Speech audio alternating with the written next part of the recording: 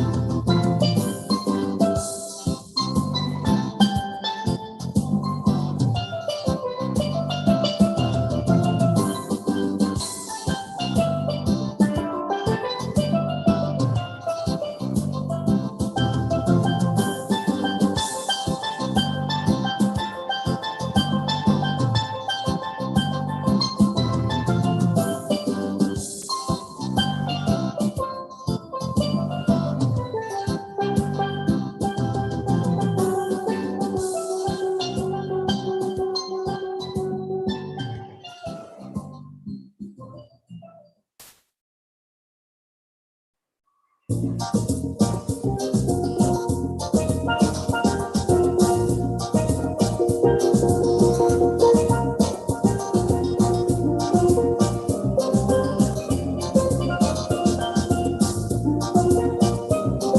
everybody.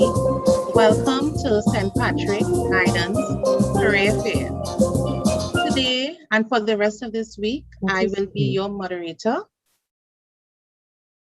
And my name is Bevon Lord. I'm a guidance officer attached to this district. Let us all get ready as we start our day with prayer, the national anthem, and our school's pledge. So let's get ready for that. Let us pray.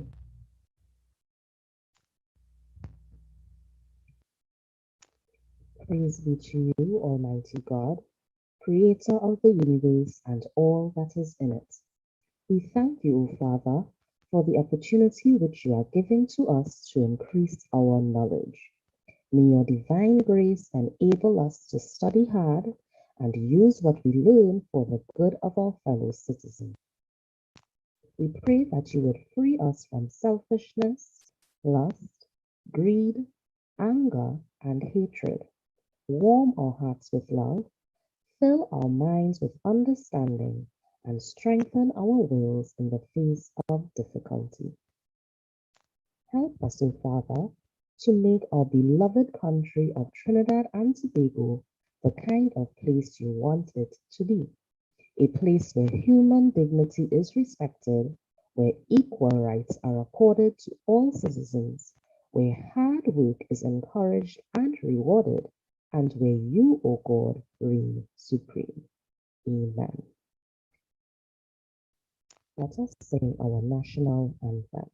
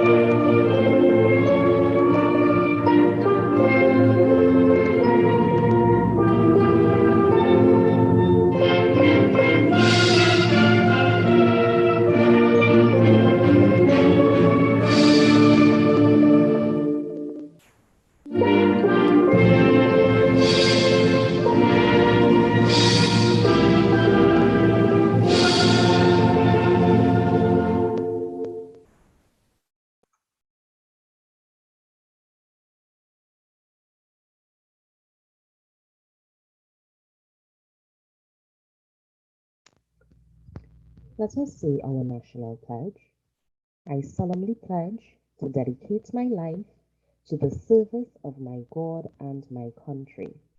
I will honor my parents, my teachers, my leaders, and my elders, and those in authority. I will be clean and honest in all my thoughts, my words, and my deeds. I will strive in everything I do to work together with my fellow men of every creed and race for the greater happiness of all and the honor and glory of my country.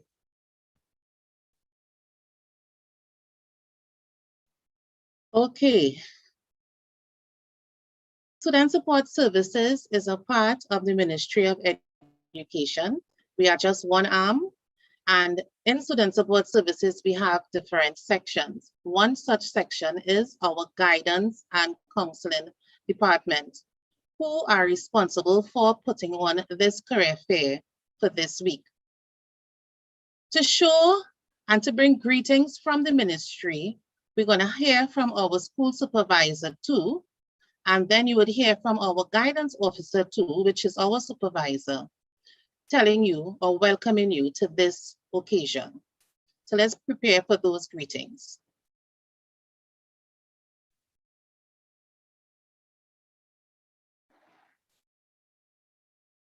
Good day, officers of the Student Support Services Division of the Ministry of Education, especially officers from the Guidance and Counseling Unit, invited agencies, principals, students of Standards 4 and 5 in the St. Patrick Education District. My name is Anthony Ramjit, and I am your school supervisor too, with responsibility for the primary schools in our district. It is my pleasure to bring to you greetings on behalf of the Ministry of Education, especially the school supervisors and the members of the district leadership team. From November 8th to November 12th, 2021, you, the Standards 4 and 5 students in our 61 primary schools, would be given the opportunity to interact with agencies, virtually of course, that will give you information that can help you to choose your future career paths. You will be made aware of occupations that you can possibly choose in the future. And together with it, the academic requirements for such positions. You will become also aware of subjects that you can choose at the secondary school level, your next level, that can keep you focused and engaged. This career fair as well can help you to explore your personal interests, your likes, and your passions. You are not too young to start thinking about your careers. Some people may think so, but the Ministry of Education is of the view that at this point in your careers, at this point in your education, you can start to think about your future and your careers. I personally think that it's a point in your lives when you can develop on the passion and on your likes. Let me give you an example. Jeff Bezos, the wealthiest and richest man in this world, an American entrepreneur, media proprietor, investor, and computer engineer. The man your parents and most persons in the world know as the owner of Amazon.com. That's the company that is responsible for a lot of the online shopping that your parents do, and maybe some of you do. His net worth at present is $192 billion US. Yes, I said that, $192 billion US. That's approximately 200 times our national budget.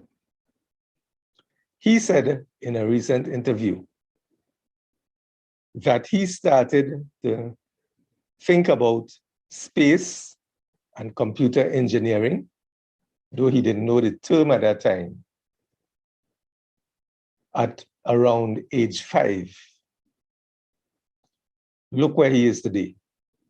Google him, and you will see how he developed on that like, that passion that he had at such a young age. And that is just one example. That example, their students, I think, should encourage you to take advantage of this opportunity. The Student Support Services Division, the Ministry of Education, would like to encourage you to take advantage of this career fair. The Ministry of Education, of course, will also like to take the opportunity to thank the Guidance and Counseling Unit of the Student Support Services Division for organizing this activity in spite of the pandemic. Special thanks also to the agencies that have taken the time out to share important information with our students. I wish to also thank sincerely our principals and our teachers for the encouragement that they're giving to you to participate in this career fair. Best wishes to all of you for a successful career fair 2021. I thank you.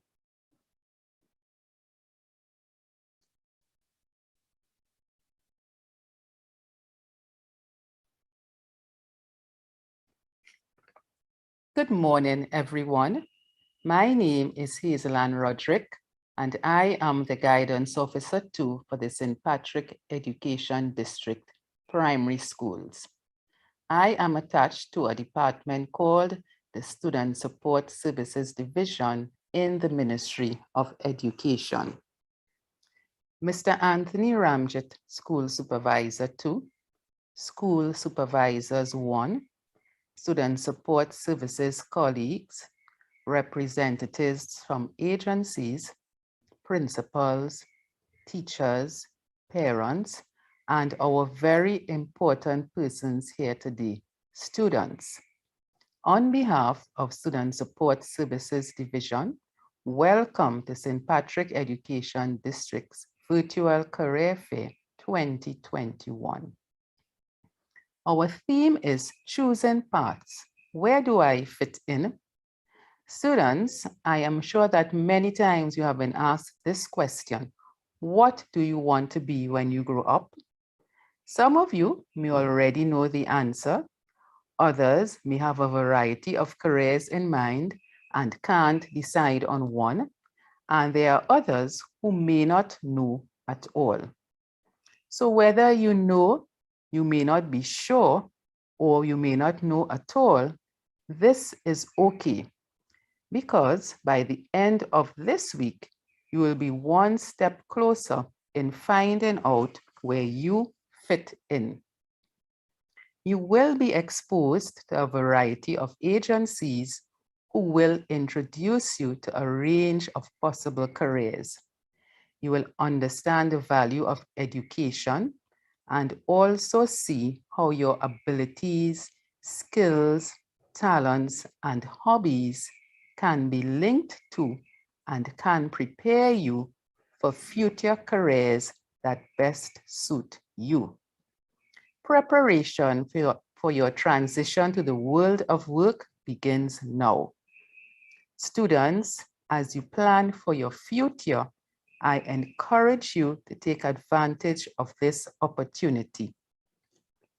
Pay attention to the presentations, enjoy the sessions, but make it a learning experience.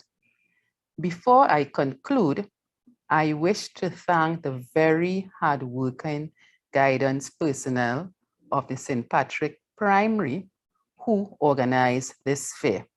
many days working after hours and sometimes on the weekends. Miss Alicia Tull from Guidance Secondary and Miss Karen Belgrave, Guidance Officer from St. George East, for all their assistance. Colleagues from Guidance Secondary, School Social Work, Special Education, and DAI units who will be providing support this week. School supervision, principals, teachers for facilitating and supporting this venture. Representatives from agencies for accepting our invitation. Students, please have a productive, positive, and safe week. Take good care. Thank you. Thank you very much, Mr. Ramjit and Mrs. Roderick, for those wonderful greetings that you all brought. Just as they both said, there is nothing wrong with dreaming. In fact, when you dream, it actually creates that opportunity for you to work towards achieving some goal. The owner of Amazon, he had a dream from as early as age 5. He wanted to be an entrepreneur, and that was his ultimate goal eventually, and he worked towards it. So what we are doing here is simply allowing you or creating opportunities for you, our students, to dream. If you haven't had a dream before, if you don't know what you want to be, you are uncertain of it, this should help you make up your mind. You dream that dream. You have that vision of where you want to see yourself next 20, 30, 40, 50 years down the road, and work towards achieving it. We hope that during this week, you will be able to get all the information that you require to help you achieve those goals.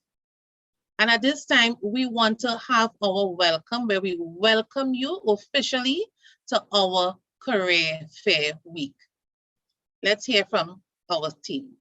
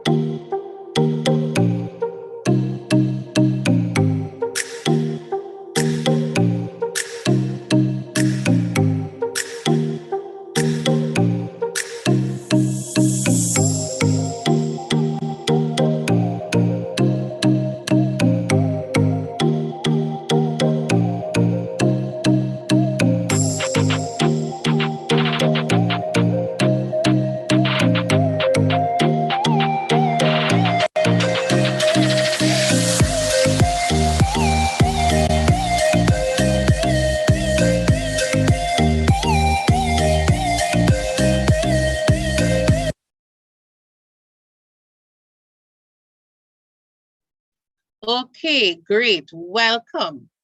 All right. Now, I want to challenge you all today. I want to challenge you, our students, to take notes. Make notes of the different careers that are being offered, the different vocations.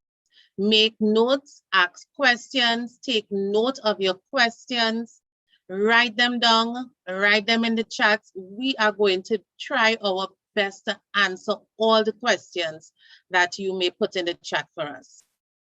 We look forward to hearing what you think of this, our career, our first virtual career fair. So I want to challenge you all to see how many questions you all can come up with, how attentive the students were. In fact, we are looking at the school's participation, and we are taking note of the schools that participate well. Point to note, some of our presenters actually have prizes. So you need to pay attention and ask your questions so that you will be in line to receive a prize. At this time, I want to welcome our first service provider, and this is coming from NESC. As you can see, there is no one here with me. I'm here by myself. So it means that this person is somewhere else and we are streaming them to you. Let us hear what NESC has to offer.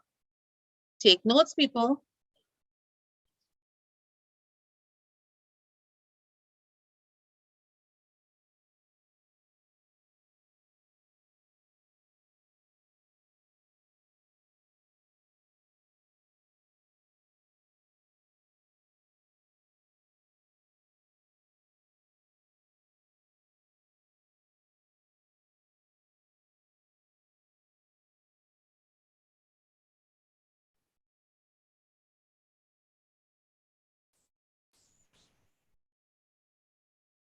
Hi, good morning, everybody. Can you all hear me? Excellent. So I'm just going to share my screen.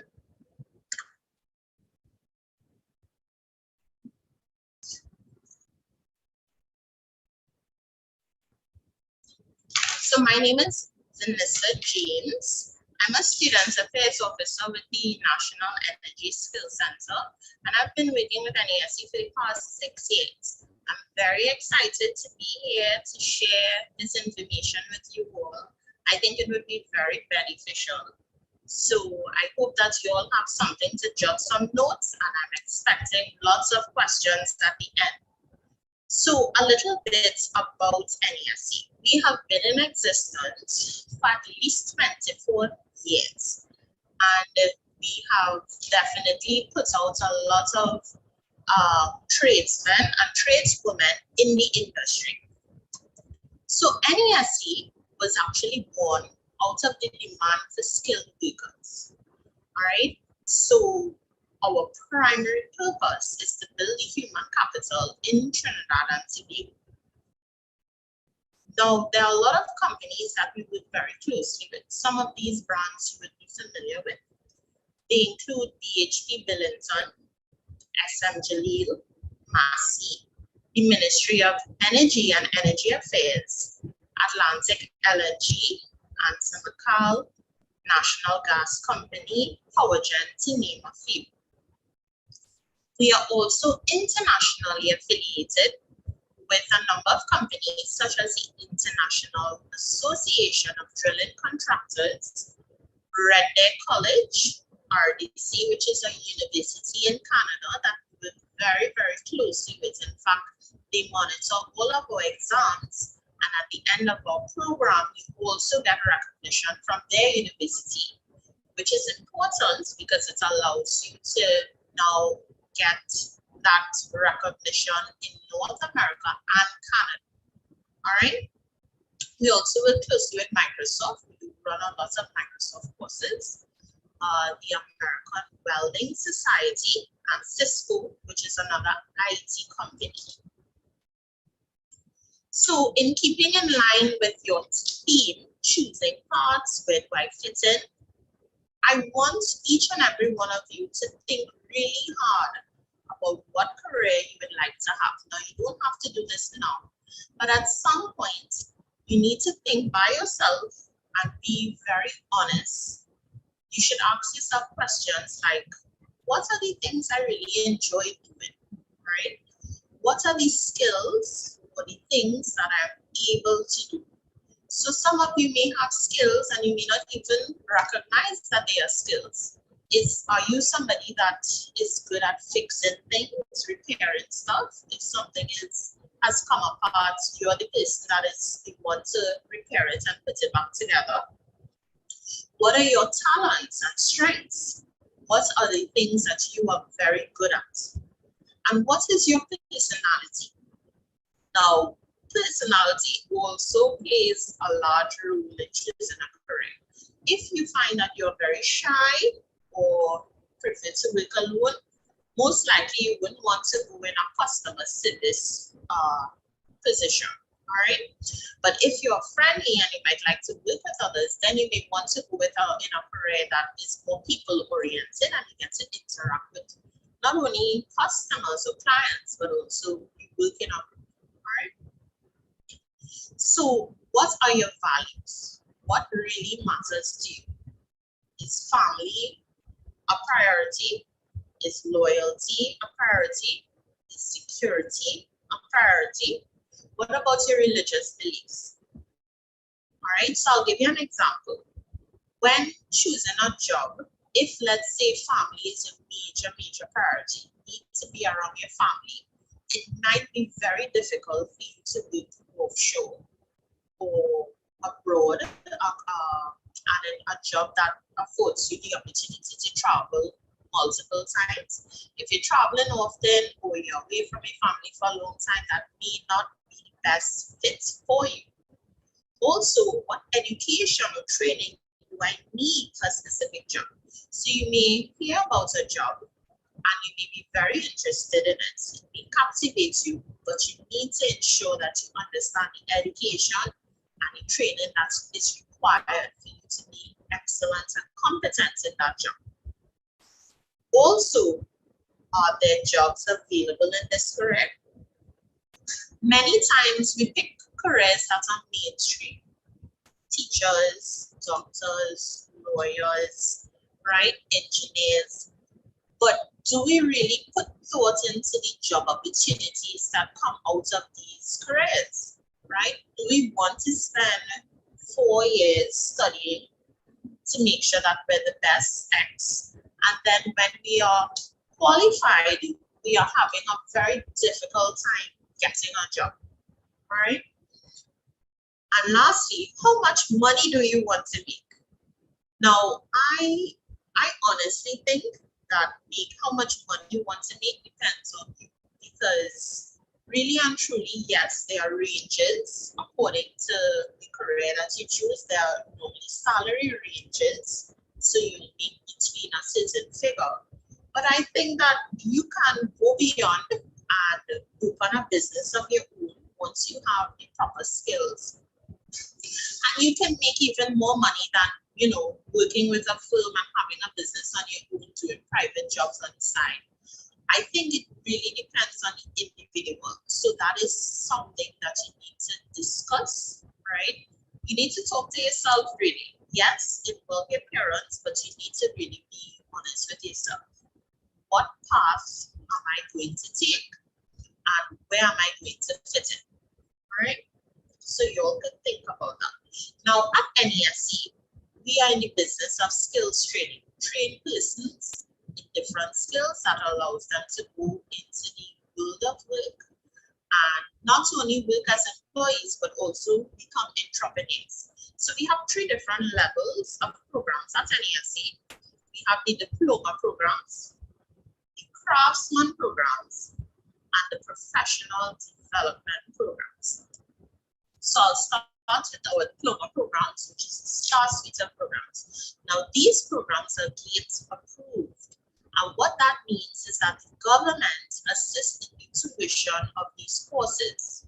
So we have courses like drilling, rig operations, and that is just basically maintaining and operating drilling equipment on our well sites. And you can do that both offshore and on land. All right. We also have automotive services, which is basic mechanical work, right? I like to refer to them as the car doctors. So if it is, you know, you have a passion for vehicles and so many business opportunities within the automotive services. I mean, even if it's just servicing air condition or doing the electrical components of the vehicle, that's a business in itself. Tire services, paint jobs, all those things are very, very popular. And you see a lot of automotive businesses and even car parts dealerships opening up because it's a very lucrative field.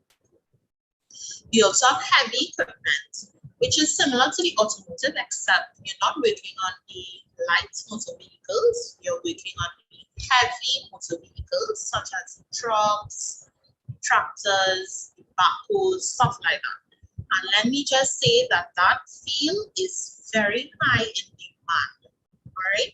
Before students even graduate in that field, they have jobs lined up. Right. Millwright.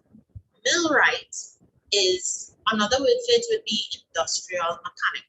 Right. So they are the mechanics for industrial machinery in factories or even on industrial plants. All right. Anything to do with operating the machinery, repairing the machinery, or even moving the machinery from point A to point B. The millwright is in charge of that. All right, and they make very good rates. Welders. Now, welding is the fusing of metals, and we teach all the different types at NESE. All right. The only thing you would not get at NESE is the underwater welding. But when you are finished with our course, you can do that at a specialized school. I think it's only one institution does it. All right, the underwater. But welding is another very lucrative, high-paying job, and we teach that at NESE. Electrician. Now, this electrician diploma covers both industrial electrical, domestic electrical, and commercial electrical. All right, when we say domestic, we mean the home, so the house wiring and stuff. All right, so you will learn all three here. And of course, you have the opportunity if you want to work for a company like Tropical Power or TNTech or PowerGen, or if you would like to branch off and work on your own, right, I would advise too that you get some work experience on a qualified electrician before going on your own and opening your booming business, right? You can start out with family and friends, and then, you know, your clients would expand. Once you do a good job, they would recommend you to other places, right? If we did not have electricity here today, I would not be able to speak to you. Similarly, technology, and we'll get to that in a little bit. We also offer refrigeration and air conditioning, right? And I'm sure most of you, if not all of you, enjoy the benefits of air conditioning. And if you ever experience losing power in your refrigerator, you know how big of an inconvenience that can be and how important it is to have somebody come very soon, very promptly to fix that refrigerator. Imagine if you could do that for yourself. You have the skills, you have the knowledge and competence, and you're able to repair your own refrigerator and your air conditioner. Imagine how much money you will save on a yearly basis. Also, last but not least, we have a diploma in Information Technology Network Specialist, and this course is very heavy on networking. All right, we put together a special program, and the course allows you to get jobs as data analysts, IT technicians, right? Supervisors, cybersecurity technicians, you name it, right? It's a broad course, but it really specializes in networking. And I just want to say that within the past 2 years, we've been in a pandemic and we've relied heavily on IT. Organizations are now seeing an even greater demand in IT. So if I were you in a position where I was coming up, I would look at these trends, these opportunities really, and say, okay, I'm seeing that this is the way that the world is moving, this is the way that things are developing, and I'm seeing a lot of opportunity and I'm seeing a lot of growth in this field. So maybe I should go into technology if it interests me. Remember the slide before in where do I fit in?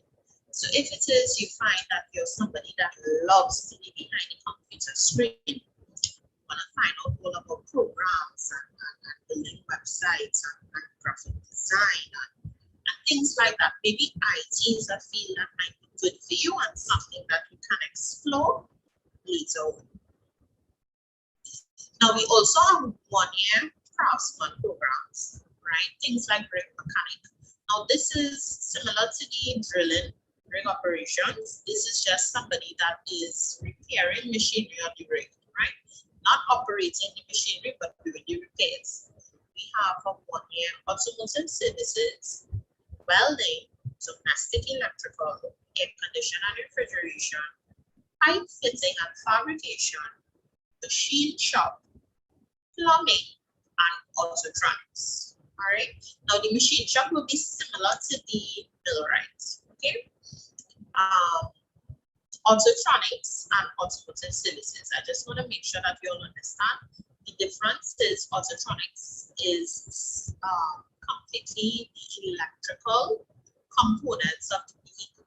So you all know that in a vehicle, a lot of things are powered, right? You may have a powered steering, your windows might be powered, you may have a lot of powered features. And the autotronics focuses on the electrical components, everything that's electric.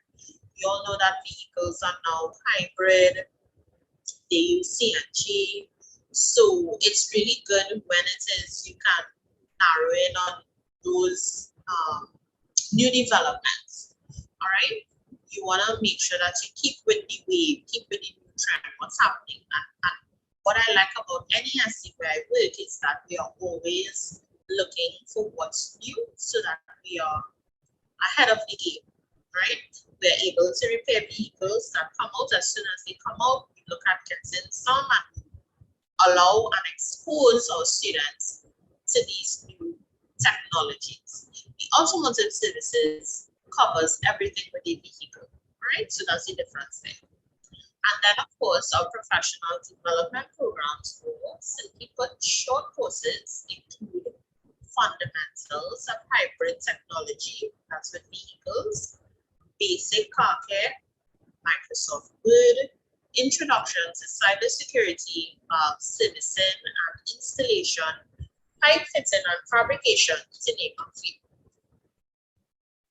So I want to just show a video clip.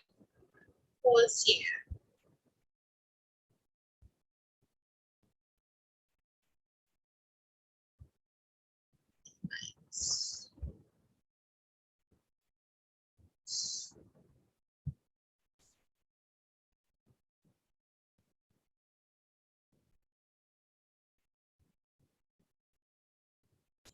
There's the button, right?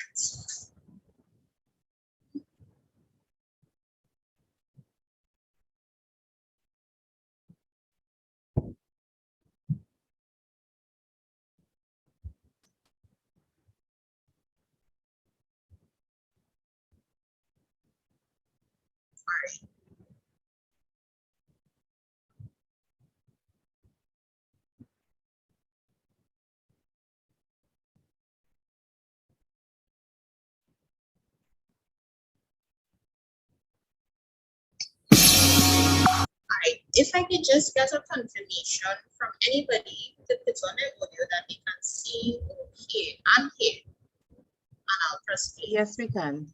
Okay, lovely. All right.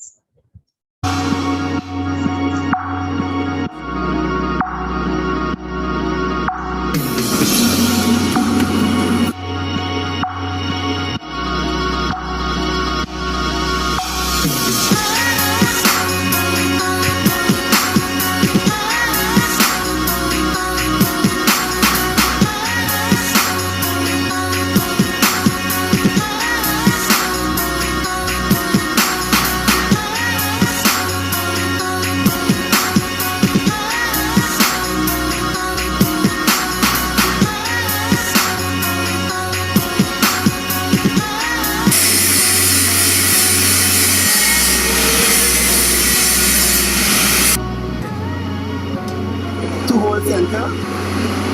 Copy.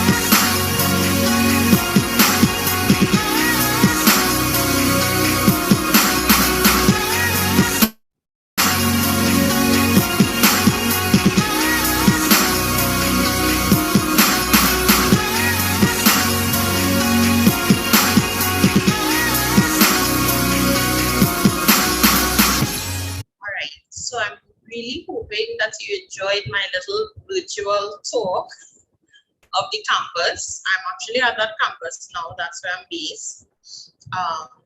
What I wanted you to get out of that video is really how much practical you are exposed to as a student at NESE.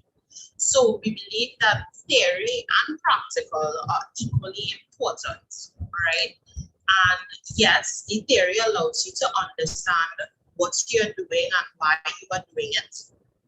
And that would be the guiding force in you even explaining, the skill to maybe a customer or client. But practical, when it is you learn something and you actually do it, it's something completely different. So we believe that it should go hand in hand, right? The book work and the physical learning, doing it yourself, right? Getting a hands-on approach. So that was a brief video on a daily life at the St. Margaret campus. I hope you all also saw in the video how many persons that are, of females also doing welding, females doing drilling.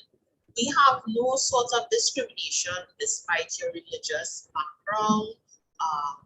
Whether you're male or female, gender-based, it doesn't matter. Once you have a willingness to learn, we are willing to work with you at NESE. So, could you all confirm that you see the PowerPoint again?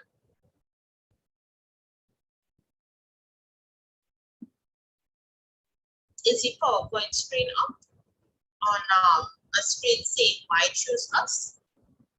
Yes, it's up, seeing it. Okay, wonderful. So why come to NESE? Well, we use a lot of technology here at NESE. There's Wi-Fi services provided for all the staff and students. All our exams are online. Even though you come to school, you sit in a computer lab and you do your exams online. We also try to keep our workshops as updated as possible with the latest technology.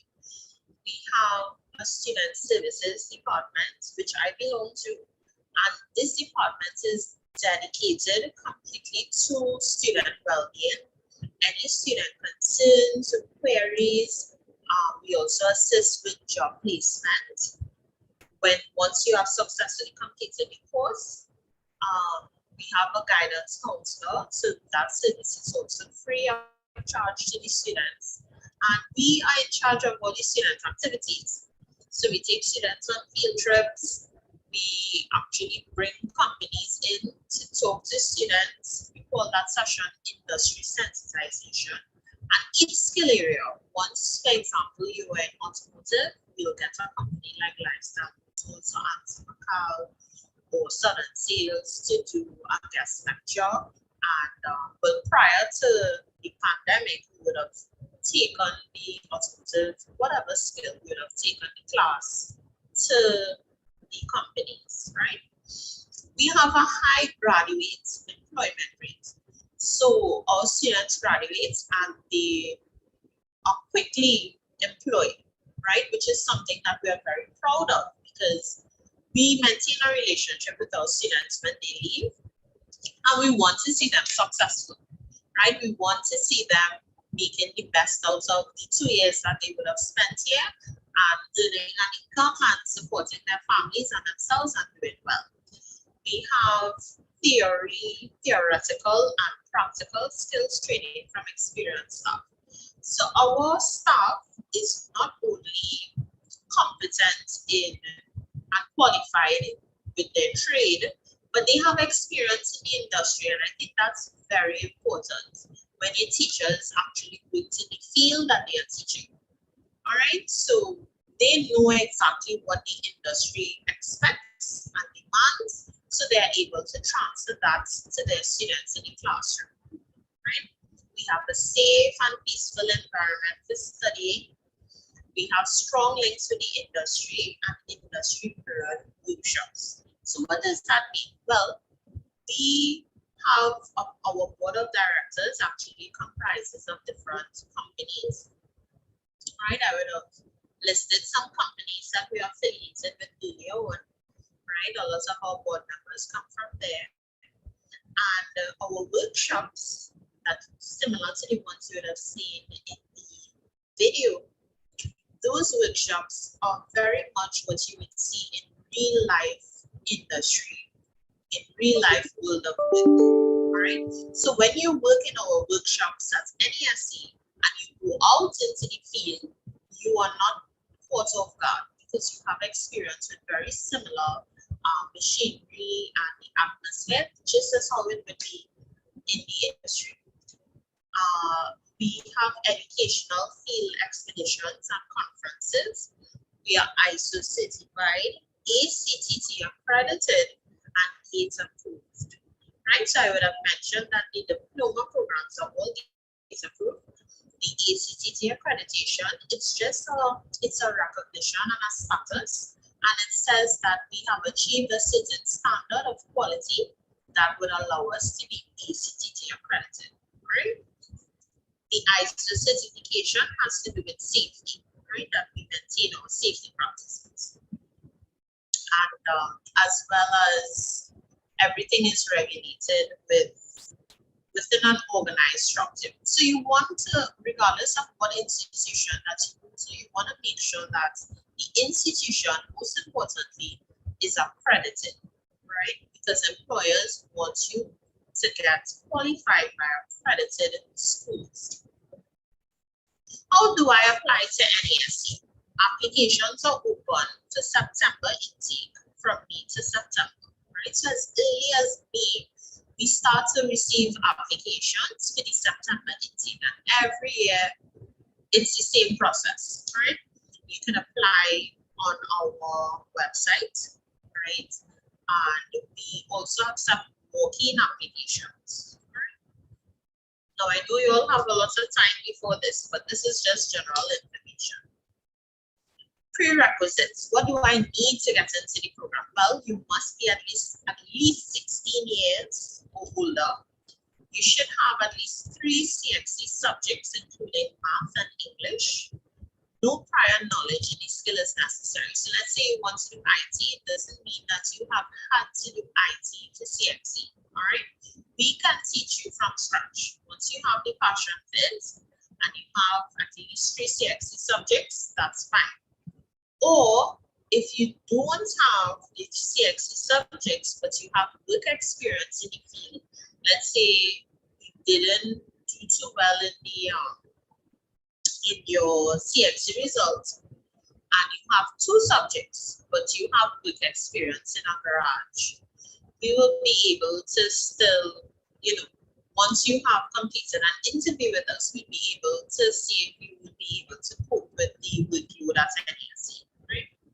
Now, we like to have fun at NESE, so I just want to show some pictures of some of the events that we would have done.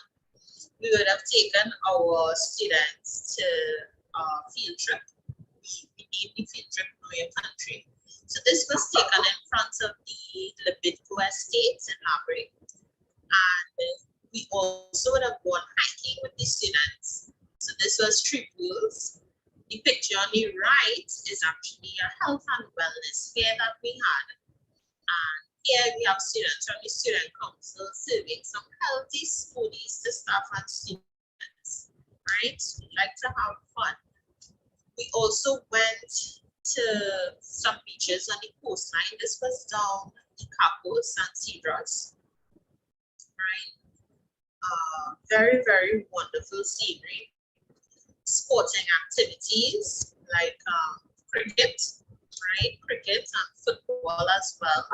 All right, and well, the medals that were received. Right, I know a lot of students love these sports and activities, so I said let me share that we also partake in these events. And then we visit companies, as I mentioned. Here we have some of the automotive students in lifestyle tools. They are looking at a Porsche. They are looking at the diagnostic scan of a Porsche. All right. Here we are posing at the end of our field trip. with some of the managers of the company. The electrical class would have gone to PowerGen. Now this is in Pinal Plant Station. And on these field trips, they have an opportunity to ask as many questions as they like. You know, they get to tour the entire company, see the machinery firsthand. They get a guest lecture, and they get to ask about job opportunities at the company. What do they have to do to get there, right? Because they have already selected their career path. They want to fill in the gaps, so they ask a lot about what they need to do to acquire, you know, employment. And that brings us to the end. So I will stop sharing and entertain any questions that you may have. I know it was a lot of information.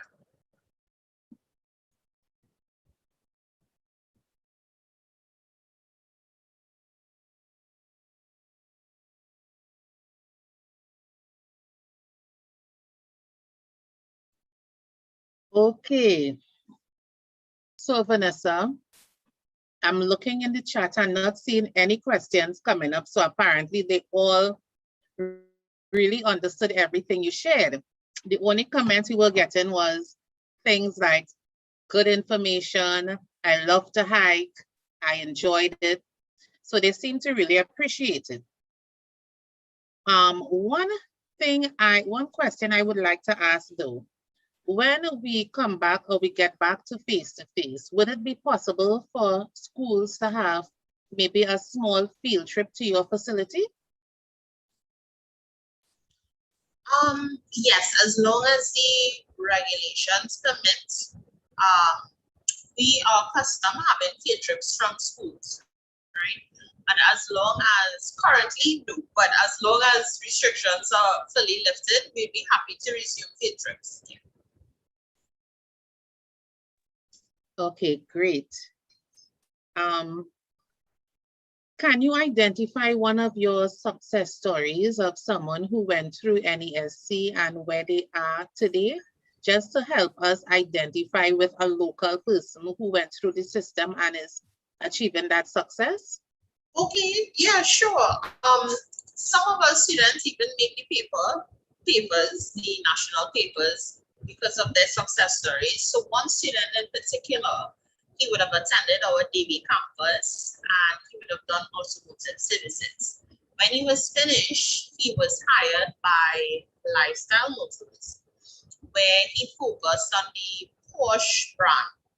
Now they would have sent him abroad to do additional training, as they usually do. And he is now one of the master technicians in the automotive field for the brand, right? So he is very sought after and he has a very successful story because he started with no prior knowledge and he really just put in all the hard work that was needed. He had the passion for it and he made it to the furthest that he could as a technician. After that, it's just managerial positions if he desires. But I think that at this point, he really loves working in the field. So he wants to stay working in the field. And of course, he has the opportunity to do private jobs as well as work in the field. Great. Okay, and one question just came in. Someone is asking, what is Microsoft? Okay, so Microsoft is really a feature that is very common and we all use. So have you ever heard about Microsoft Office? It's a suite of programs that we use in the IT arena. I'll give you an example. I would have typed a letter this morning using Microsoft Word, right? Usually when you're doing like little book reports, or you want to write a letter to this or so, and typing it, persons usually use Microsoft Word. Another popular one would be Microsoft Office PowerPoint. I just shared a presentation using that feature, so it's very, very popular.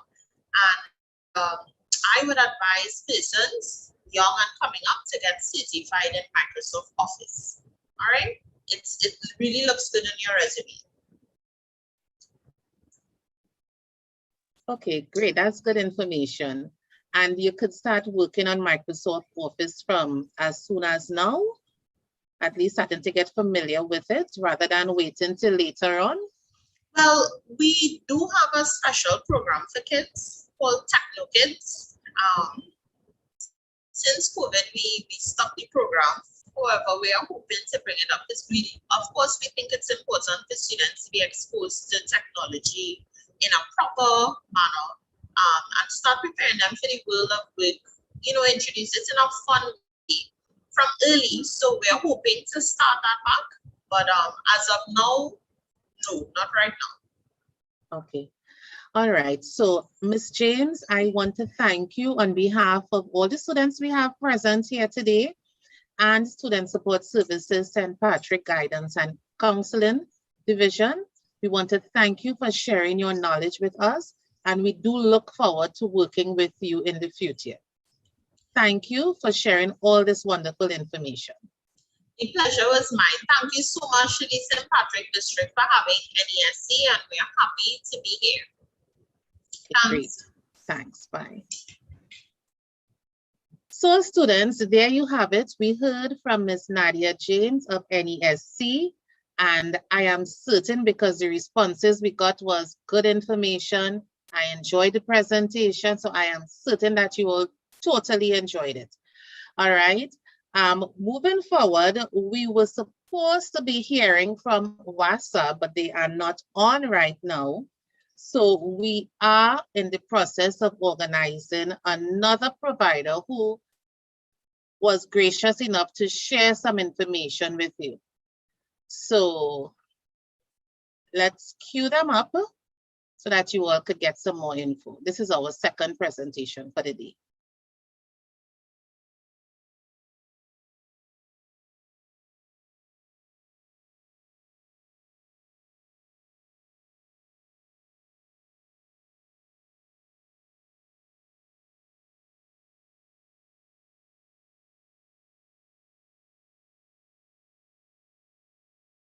So as the team continue to prepare the presentation in the back, let me just speak with you a bit. Let's see, who do we have in the house today? Today we're supposed to have a full house with 8 schools. All right. I'm looking forward to show and prove at the end of the day that my group had the most students present. So in this group, we have schools like Clark Rochard Government. I hope you all are there. Big up yourselves. Whoop. Nice to have you here with us today. Egypt Village Government is supposed to be here, Egypt. I hope you are. Faizabad Presbyterian School, come out in your numbers. Let's see you all. Let's ensure that all of our students are here and benefiting from this career fair experience. Fanny Village Government, Forest Reserve AC, Cedrus Anglican, Point Fortin SDA. You all are the schools that's supposed to be here in this group this morning. And I do hope that you all are here. And teachers, if some of your students missed out or they weren't here this morning, let's get them on. Make contact with them, please. Let them know that, hey, you missed out on something great this morning. And we have better things coming. So let us all come out and enjoy our career fair. And I hope that you all get as much information as possible. Remember to ask your questions, students. Ask your questions. All questions are good questions. We welcome questions here. So let's see if the team is ready now for us to continue.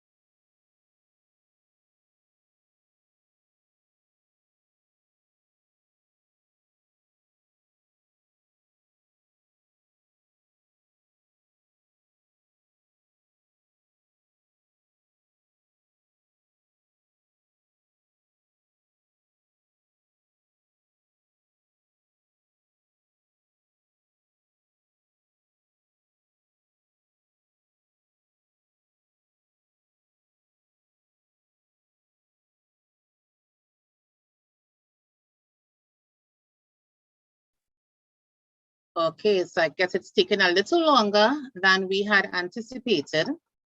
So, okay, here we go.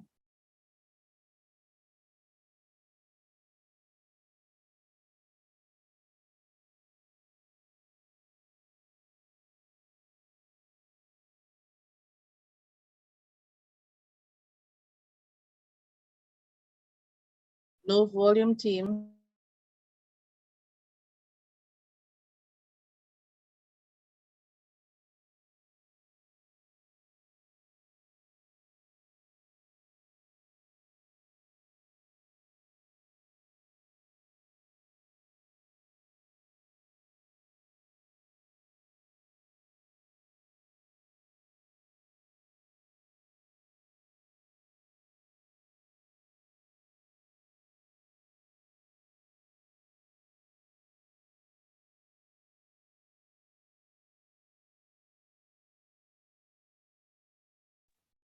So you know how technology can play games on you. So we had a little problem there. They are solving it.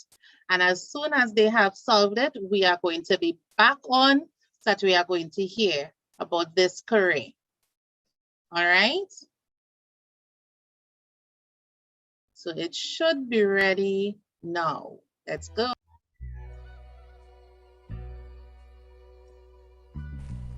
Hi, my name is Johan, or JSAZV, and I'm a videographer/photographer.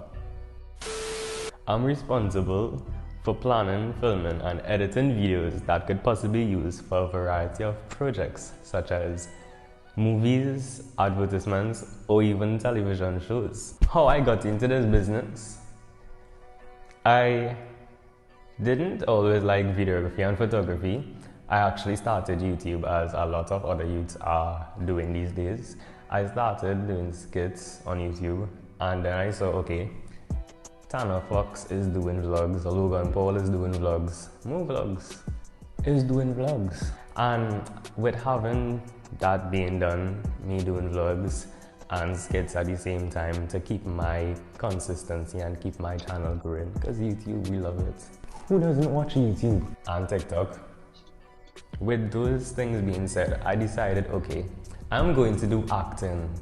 After passing my CXC, 6 out of 7, I decided I'll go to a college and I'll study acting. So I went to UWI to study theatre arts, and someone told me, we don't want you doing these courses just yet. The reason being, because of my age, they don't want me to crack under pressure as someone who is also doing the same course at a higher age, at an older age than I am, and they are currently dropping out. If you have a job or career in mind and you really want to pursue that career, you really want to do that career, don't let anyone persuade you not to do it because of your age. You can accomplish a lot. So with that being said, I actually decided, okay, I'd have to go to Custard first. That's what the lady required. I have to go to a school that teaches me theory, and that is where I found video production. I'm currently on my 2nd term of being a student here under video and photography, and I'm loving it. Everything is going great. I am having a lot of fun in my class. However, it is a lot of commitment, it's a lot of investment, and let's get to that. Being in this career, videography and photography, requires a lot of paying attention. It requires a lot of focus to the very small details that could make your film or photo look a lot better. In this career, many of the important equipment used are things like your lighting. Lighting is a very important source or equipment in this field. Sound plays a major part as well. A camera or cameras. You could even use your phone. I started off with my phone. I'm currently still using my phone. Camera lenses, tripods for stabilization, gimbals as well for stabilization, SD cards and hard drives for storage wise, and importantly, a high performance laptop with good editing software and much more. Once you've got the main equipment needed, you can now shoot videos and photos and gain clients.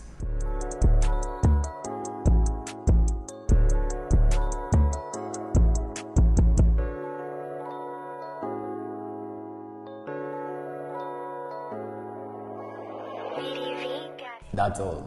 Thank you. Bye.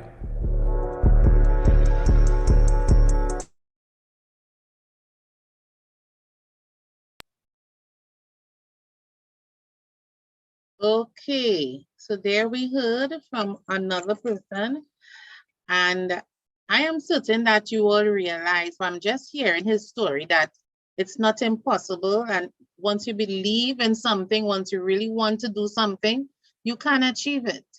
There are things that you can work towards, look forward to achieving. So at this time, we are also going to hear from another provider. Another provider will be speaking with us.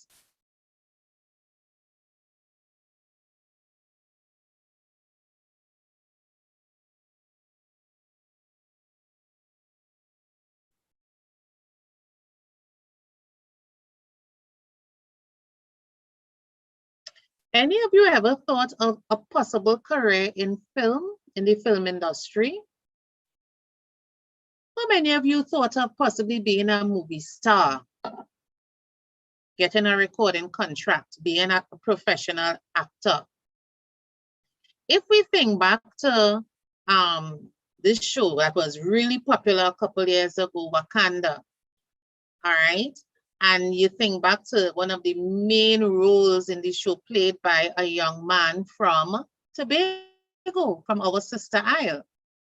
And that in itself proves that nothing is impossible. If you believe in something, it is quite possible for you to achieve it. So that's one thing you could look at. So here we have another video for you to look at right now of something that is quite possible for you to achieve. Let's get ready for this one.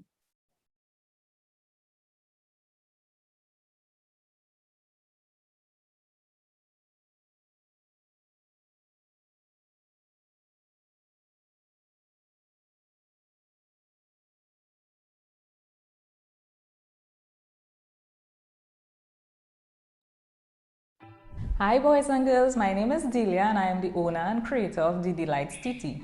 I work with fruits and chocolate.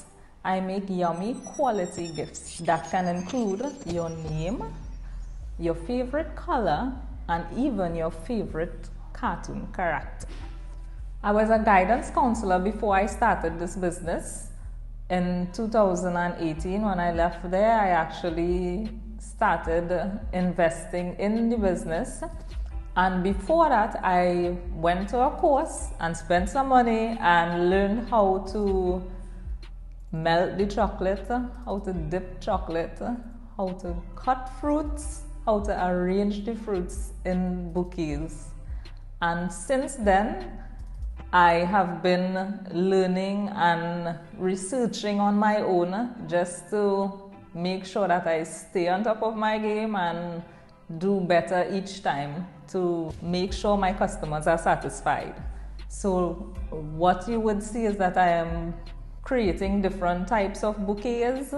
We're creating different types of arrangements, and we're also expanding into breakfast and brunch lines. And I still like to practice to ensure that I keep up with learning and quality work. Some of the good things about being a business owner is that you're your own boss, which means you can start work at any time. But the downside is that you're basically working most of the time, because you try to build business and you are trying to ensure that you keep making sure that you get your customers.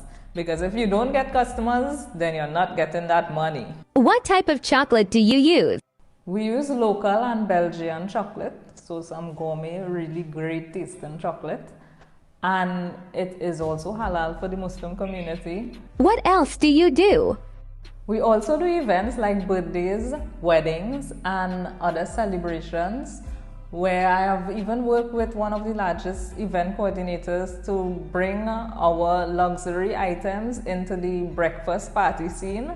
So contact us when you need us. Hashtag DDLightsTT. You can check us on social media, Instagram, Facebook, and I hope to hear from you all soon. Bye.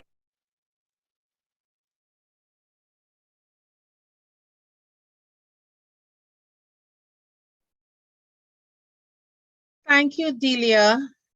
Now, Delia was, as she said, a guidance counselor. So she worked in our department for a little while. But her contract came to an end, and she decided, you know what, this is something I love doing. So I am going to start a business. And she did just that. She started a business. And I don't think that there's a day that goes by that Delia thinks, you know what, it was a bad move. It is something she really enjoys. She showed you how she is making lovely bouquets. She does edible fruit arrangements. Really, really nice stuff. All right. So you're having a birthday party, thinking of a gift for Miss or Sir. You could also invest in possibly one of her edible fruit arrangements, or you could learn to make them the same way she went and she did a course and learned to make them. All right. So there are lots and lots and lots of opportunities out there for us. At this point in time, I need to confirm that we have the other guests on for you all.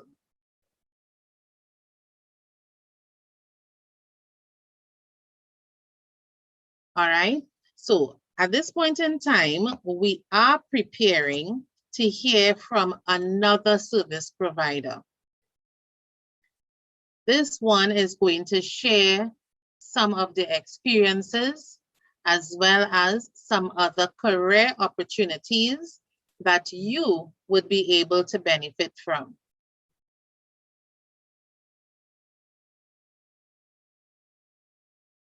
Okay.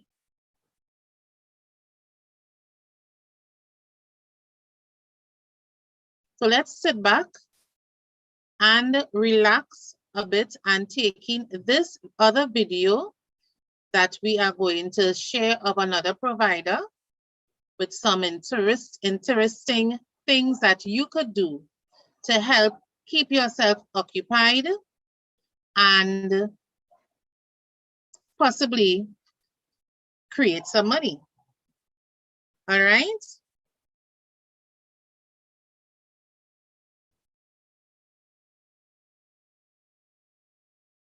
Okay, technical issues as usual. So in the chat, I want you all to respond for me. Can anybody write in the chat, what does NESC mean? In the chat, what does NESC mean? We heard from NESC this morning. Vanessa was really, really nice with us. You can tell us what NESC means.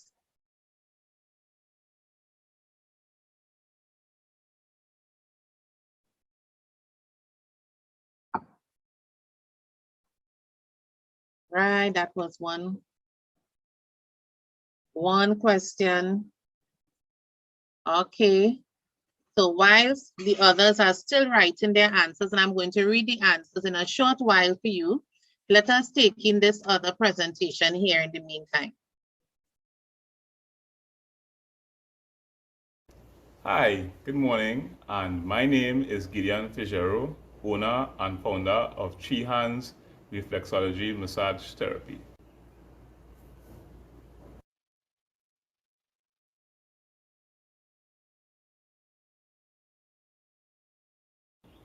I got my training through Castetics Experience Institute in Tacarigua. You're asking yourself, what is reflexology? Reflexology is a non-invasive health treatment that can be beneficial throughout the body by promoting good wellness, proper blood flow, lymphatic flow, as well as dealing with thyroid issues. It also helps in optimizing good health and reducing stress in people's lives. So why did I choose reflexology as a career option? Because I see the need. We are living in a time right now where people are very, very stressed out with regards to COVID and people losing work and this sort of stuff. And the fact that I have always been good with my hands, right? Because dealing with massage therapy, you have to use your hands, more so your fingers. So even having a martial arts background, it had helped me in starting up this particular business. So one is a form of bringing in an income for myself and my family. And two, I can also assist and help people with relieving stress, people that have urinary tract problems, people that have headache issues, because we have a lot of screen time going on right now. Everybody's behind some form of screen with regards to work or school. And it doesn't restrict with regards to the age group. You could do from babies as well as the very old or very senior in society.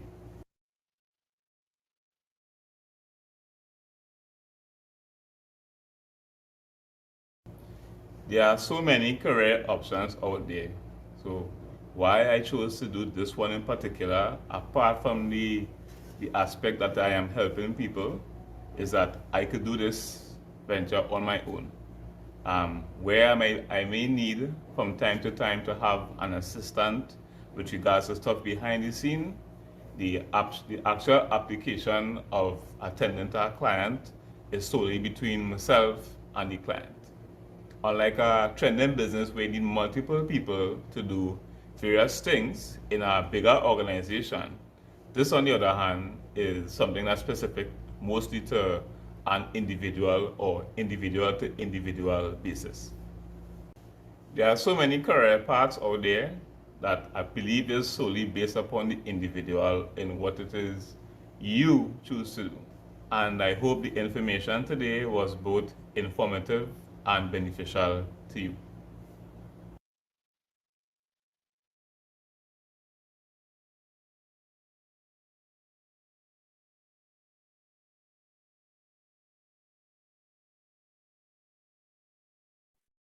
Okay. Okay, great. So I got a response from, I think the first response was from Vanessa. Vanessa answered my question. So Vanessa, please put the name of your school and we'll send a little token to you so that to thank you for the answer. Your answer was NESC means National Energy Skills Center.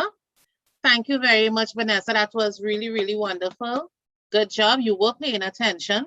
So kindly send us your school name so that we can send a little token to your school for you.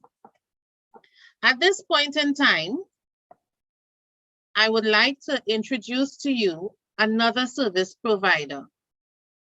This morning, we have with us a representative of WASA who will present some of the information on jobs related to WASA and different things that you can get done there.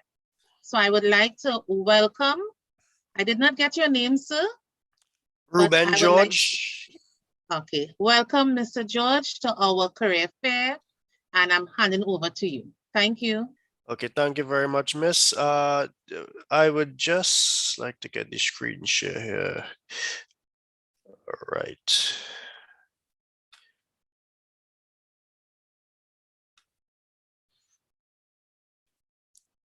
All right. Okay, so good morning, Miss, and everyone who is listening. As I said, my name is Ruben George, and I am from the Corporate Communications Department of WASA St. Joseph. I am here this morning in keeping with the team to just inform you all of what WASA do, what we does at the Water and Sewerage Authority, and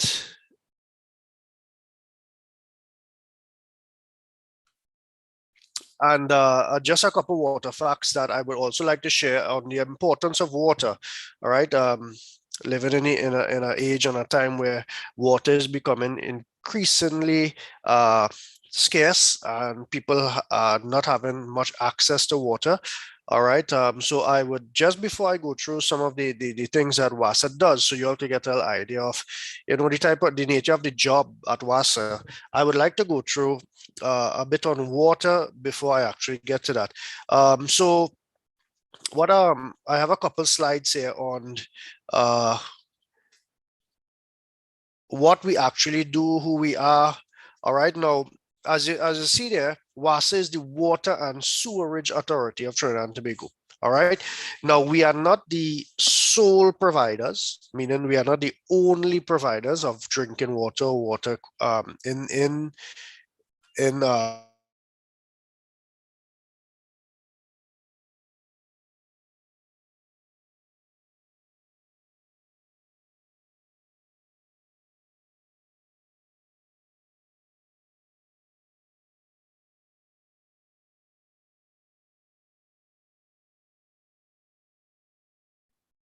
all right, so WASA happens to be the major providers of water in Trinidad and Tobago. All right.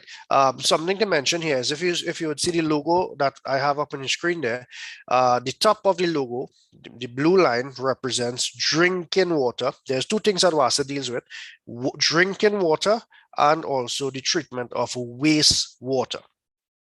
All right, so drinking water and the treatment of wastewater. So it is the Water and Sewerage Authority.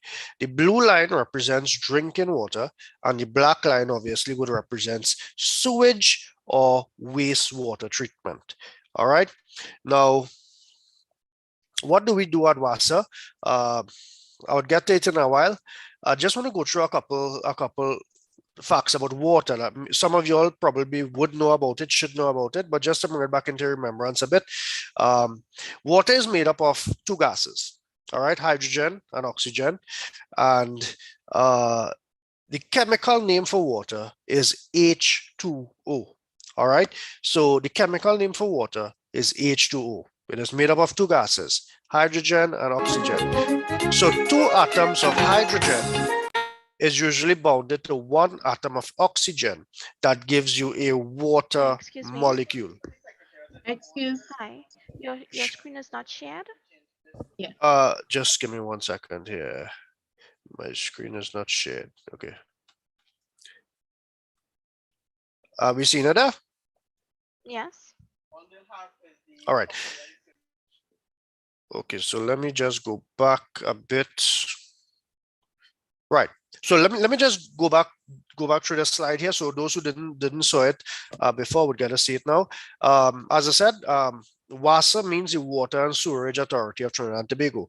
All right, we are not the sole providers of water. There might be other water companies that provides water and water services, but we are the major suppliers or providers of water services in Trinidad and Tobago.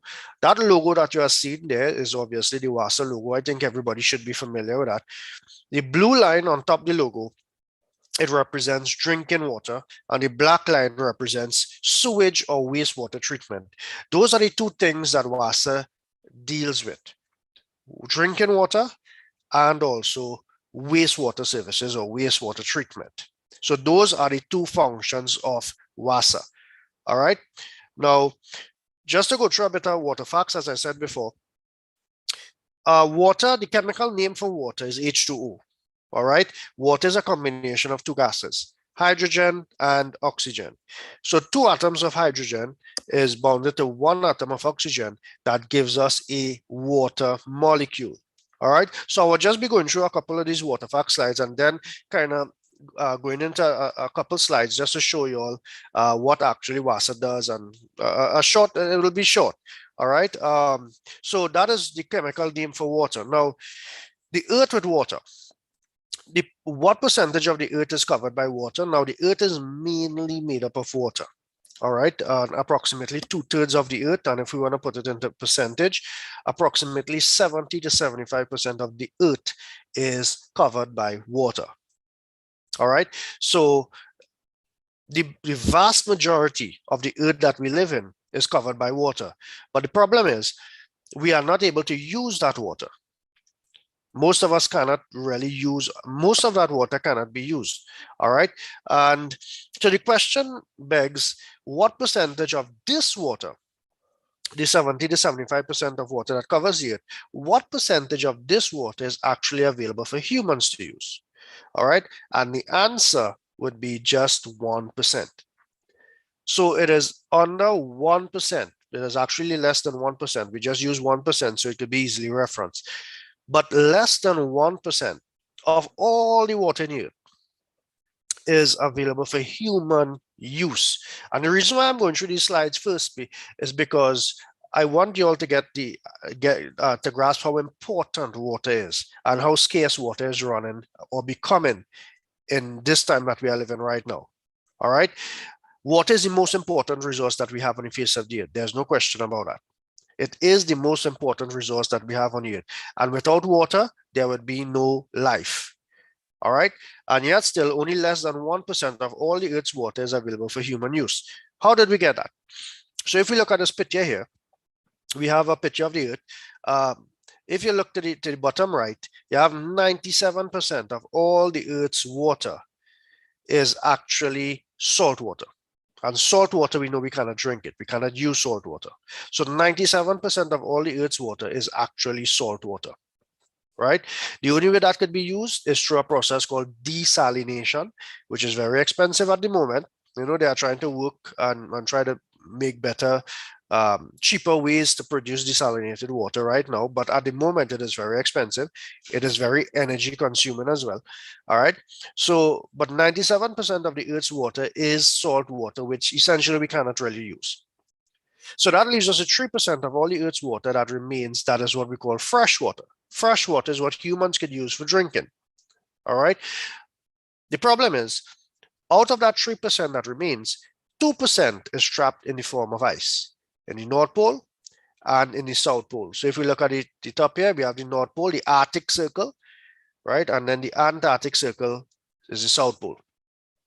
All right. So 2% of all the Earth's fresh water is trapped in the form of ice in those big ice glaciers. So it leaves us with less than 1% of the water in the Earth that is readily available for humans to use. Also, water makes up most of the human body that we live in. All right, and approximately 65 to 70% of the human body is made up of water. That is why it is very critical that we drink a lot of water. All right, and one of the reasons we should be drinking a lot of water as well is because our bodies lose water all the time. All right, so our bodies lose water all the time. And sometimes you might think that you're in an air-conditioned room, your body is not losing any water, you're not sweating, you're not perspiring, but actually your body is losing water. By just breathing, we lose water. All right. There are many different ways our bodies could lose water. And some of the more prominent ways is like sweating or perspiration, urination, crying. If we get a cut and we lose blood, our bodies lose water because our blood is approximately 80% water. All right. So there are many different ways in which our bodies can lose water. But it is very important that we drink or we put back a lot of water into our bodies. All right. So I hope you all remember that 70% of the earth is covered by water. Only 1% is available for humans to use. 70% of the human body is also made up of water. And we have to nourish it. We have to keep it with a good supply of water. All right. Also, water can exist in 3 states. All right. Water can exist as a solid. When we take water, liquid, and put it into the freezer, it turns into a very cool temperature. It turns into ice, which is a solid. Water is a liquid. And also when you put water under intense heat, it changes from a liquid into a gas. All right. Water is probably the only element or the only substance on Earth that could exist as in 3 different states or forms under Earth's varying climates or temperatures. All right. So under Earth's temperatures, whether it be the North Pole, the South Pole, the tropical countries, or whatever, the climate that surrounds it, right? Of all the substances or materials on the Earth, water is the only thing that could actually exist in 3 different forms or 3 different states, right? Due to the temperatures that controls it. All right. Something on the importance of water as well. If there's no water, there's no life. We know that. All right. So if you don't drink water, science has proven that if somebody does not drink anything, there's a great possibility that within 7 days' time, you could die. It may not be certain, but there's a great possibility that if you don't drink anything within 7 days' time, you could die. Right? So water is life. We have to drink, or we have to digest fluids into our system to keep us going. Now, if you look at this picture here, this is a picture of a desert in South America called Atacama, Peru. All right. And they have never recorded any rainfall in this area. Never. And if you look at the picture, and you could Google it as well, there are certain places in the Atacama Desert there has never been recorded any rainfall. They're considered to be the driest place on Earth. All right. And you would not see anything living there. No life, no form of trees, nothing there, because there is an absence of water. But if you look at this picture on the other hand, this is a picture of the Amazon River, and it shows you that if you look around the Amazon River, and the Amazon, they're considered to be the lungs of the earth, all right, there's a vast amount of trees and plants and animals and diverse species of almost everything, all right, because of the presence of so much water that is in the Amazon River. So the Amazon River is the life of the Amazon forest, the Amazon basin, all right? So where there's water, there's life. Where there's no water, there is no life, all right? Now, kind of jumping into what WASA do now. Now, what does WASA really do? The main function of WASA is to take water that looks like this, right? And you all could picture probably the Caroni River. Now, the Caroni River is the second longest river in Trinidad and Tobago. All right, you might be surprised to know that the longest river is more commonly believed to be the Ottawa River in Mayaro. All right, the Caroni River is second in terms of length, but the Caroni River serves over 400,000 persons in Trinidad with drinking water on a daily basis. Now, the Caroni River, when you take the water from the Caroni River, it looks like what you have in this glass here. All right. Now, the Caroni Basin or the Caroni River supplies approximately 75 million gallons of water every single day for persons for drinking. All right. So over 400,000 persons drink water every day from the Caroni River. But the water looks like this. If you pass by the Caroni River, this is how the water looks. But WASA's job is to take this dirty water. All right. Now, this water doesn't have to be this dirty. The reason why this water is so dirty is because of humans, right? Who actually pollute our waterways, they pollute our rivers, they dump a lot of stuff into the streams and whatever, and the water ends up like this. But WASA nonetheless has to take it and convert it and get the water looking like this. All right, this is what we can drink. Now, there's a process that takes place from getting the water from this color into this over here. All right, and there's a lot of work that goes into that. There's a lot of different workers and types of jobs in WASA that is involved in getting water to look like this. All right. Also, WASA does a lot of wastewater treatment. So the water that leaves your homes and your schools and your churches, your mosques, your temples, wherever, all the different places in the community, the wastewater that leaves there, let's say from your home, the water that you used to brush your teeth with this morning, all right, if you live in a development that has a centralized wastewater system, meaning all your wastewater leaves your home, goes into pipelines, and go into a wastewater treatment plant.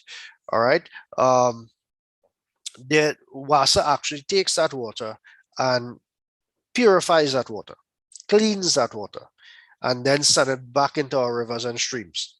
All right, because if that water goes straight into our rivers and streams, it will do a lot of damage to our ecosystem.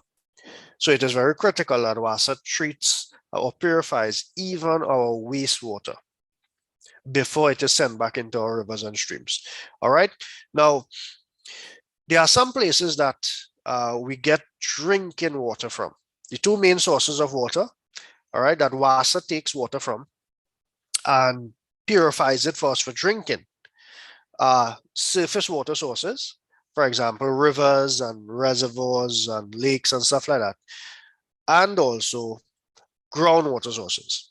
And groundwater sources is like wells or aquifers that we actually have to drill under the ground, beneath the surface of the earth, to extract water from underground and send it for persons for drinking.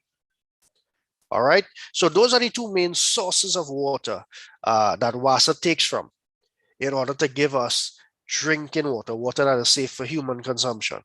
All right, now there are a lot of different jobs, all right, in the water and wastewater sector. All right, there are many different jobs. If I go through it in detail, there's a lot of it that you'll probably may not understand. There's a lot of it that may not be relevant to your age group. All right, but I would just try to skim the surface of it, like in terms of some of the requirements that from a WASA perspective, like for example, under a lot of places in the city areas and the borough areas, what a lot of people don't know, that there's a lot of lines, sewage lines you call them, all right, sewerage lines that take wastewater from your homes and different places to a wastewater treatment plant. Now, these wastewater lines, they run underground, the majority of them. You know, from time to time, you'd see a WASA truck with some of those WASA workers. They have a manhole open in the road and they have a big hose going into the line, and you probably don't know what they're doing. But what they are probably trying to do is clear some of those clogged lines, because a lot of times people throw a lot of stuff into those sewage lines and it clogs the line after a while. All right, so one of WASA's job is to have workers go there and actually clear those lines, so the sewage could be able to flow properly and go to a wastewater treatment plant.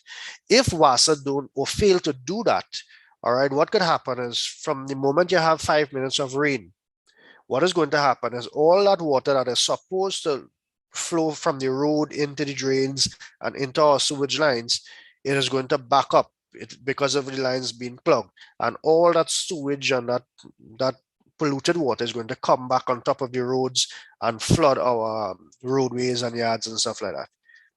All right, so that is one core function of WASA, is the workers that work in the sewerage sector. All right, the sewerage department. All right, they are responsible for cleaning sewage lines. And you know, to get an idea of how these sewerage lines look, I know most of your kids would have looked at the movie Teenage Mutant Ninja Turtles, and you would see Donatello and them running through those lines underground. They would go through a manhole and go through those lines, and those lines are actually sewage lines. All right, and all the water from the cities and the corporations or whatever, it runs through those lines to go to a wastewater treatment plant. So that is one core function of WASA. What does WASA do again? A lot of times when we have to drill for water underground, so there's a lot of WASA workers that works in the groundwater sector. We have workers that is actually in certain sections of the authority that deals with groundwater treatment. All right, drilling wells, extracting water from wells and stuff like that. All right, so that is one core function of WASA as well, where we have personnel actually equipped and trained in drilling or testing the soil to know if there's water underneath there, how high our water tables are, could we extract water from these areas and stuff like that.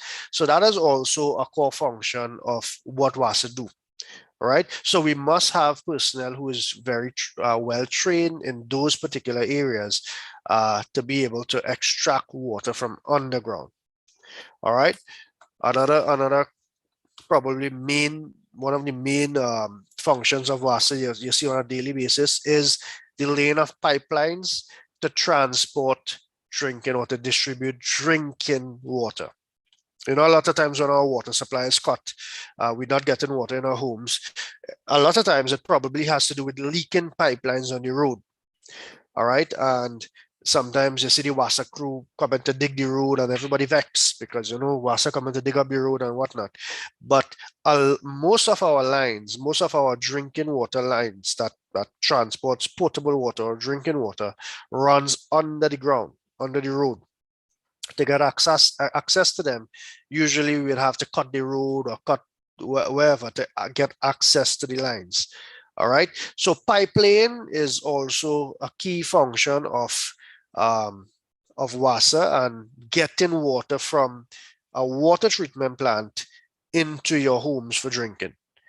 All right. So it entails a lot of different skills.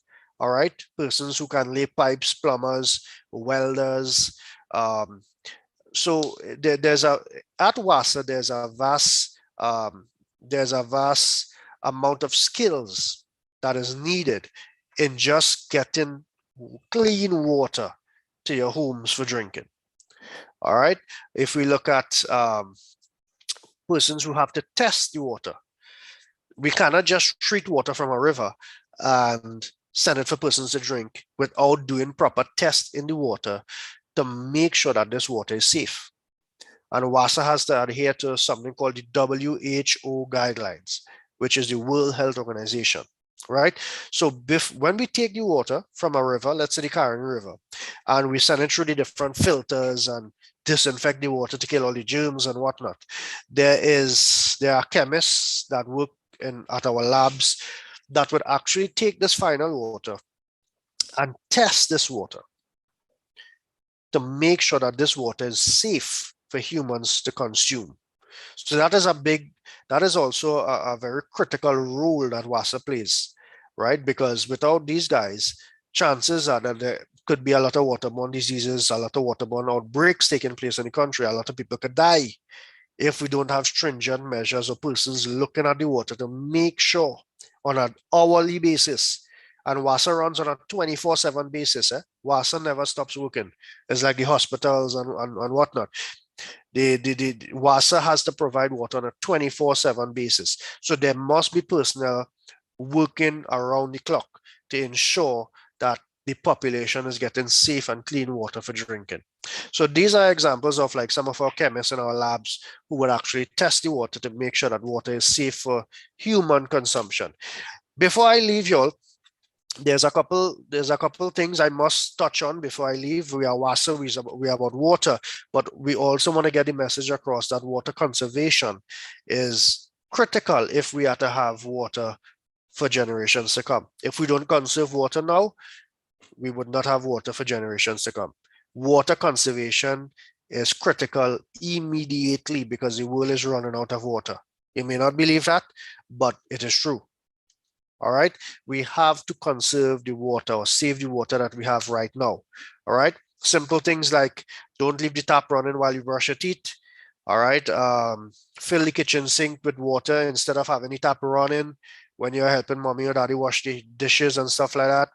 All right, don't when daddy or mommy is washing the vehicle, don't wash the car with a running hose. If you have those water conservation tips to the end of the hose, that might be okay, or you could simply use a bucket. All right, so don't have the water running in a hose that that it just wastes a lot of water. There's a lot of things when we are bathing, right? Take shorter showers. We don't have to bathe for 1 hour. We don't have to bathe for half an hour. And with your showers running and stuff like that, right? 5 minutes would give you a proper bath. So there's a lot of things. If you have leaking faucets at home, please repair them.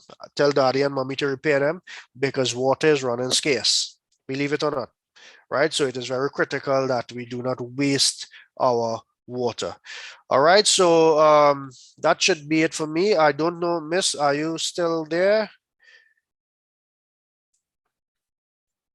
Yes, I am. Yes, I And- am still here. Okay, I'm not too sure of the format of how the presentation runs. Is there like a question and answer segment? Is there Yes, we anything do like that? have one. Okay. We do have a question and answer segment. So I was just checking to see if there were any questions coming from the children chat.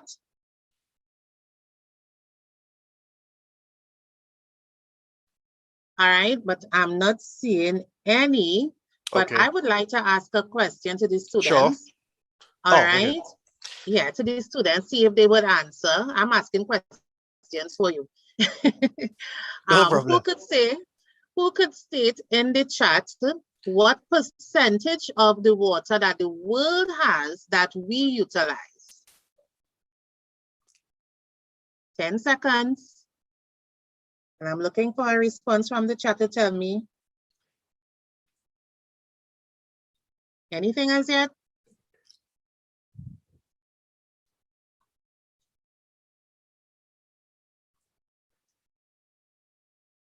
Okay, nobody responding. But sir, just to refresh their memory, what percentage do we utilize? 1%. 1%. Yes. And it's even a bit less than 1%, but that is what we have. Yes. And water is essential for life. Critical, Okay, and yes. in Trinidad and Tobago, we utilize or we get domestic water from two main sources, is it? Yeah, surface water and groundwater are our main sources of drinking water, yes. Right, good. And then second question for the children. Let's hope someone answers this one.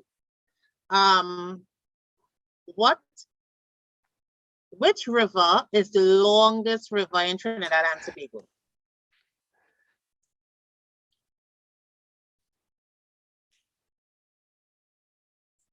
Anybody?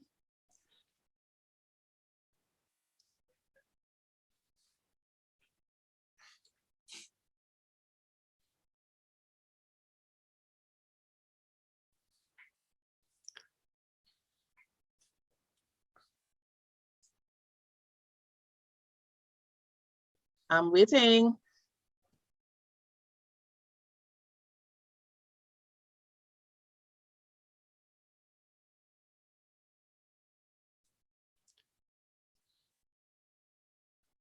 Nobody answering? Okay, so tell them the answer. It is the... Ottawa River. That's right.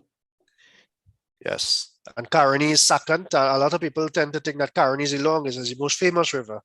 But the Ottawa River is actually the longest river in Trinidad. That is in South Trinidad, Miaro. Also, we had Stacy from Suchet Trace actually who answered that question, and she said Caroni. Caroni, Stacy, Suchan, but you just heard say the answer. The longest river is the Ottawa River. Yes. Okay, good effort, Stacy. At least you were paying attention. But the Caroni River gives us the most amount of water for drinking. Yeah, so that's important to note as well. So Caroni gives us the most water for drinking. Over 40% of the population of Trinidad gets drinking water from the Caroni River on a daily basis.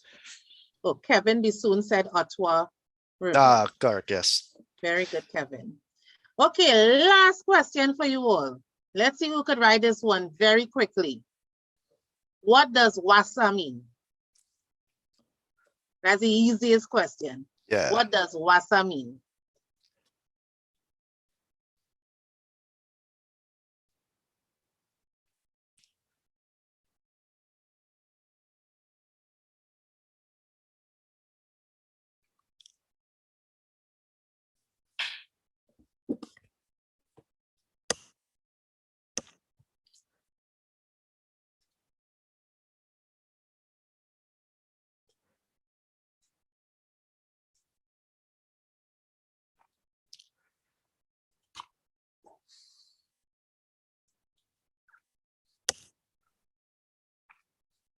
Waiting.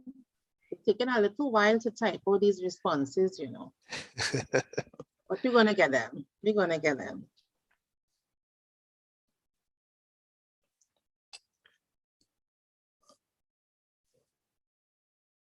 Annalie Lochan said Water and Sewage Authority. Very good, Annalie. And Very, one very thing I good. would like to add there, Miss, Mhm. Water and Sewage Authority, there's two spellings of the word, well, there's two words, two different words, Yeah. sewerage and Mhm. sewage. Sewage. Sewage is SEWAGE HE. and sewerage is SEWERAGE. Right. So there's two different words, two different meanings. So when you say WASA, it is the water and sewerage, Ridge. Okay. not sewage, because sewage is actually wastewater. Waste.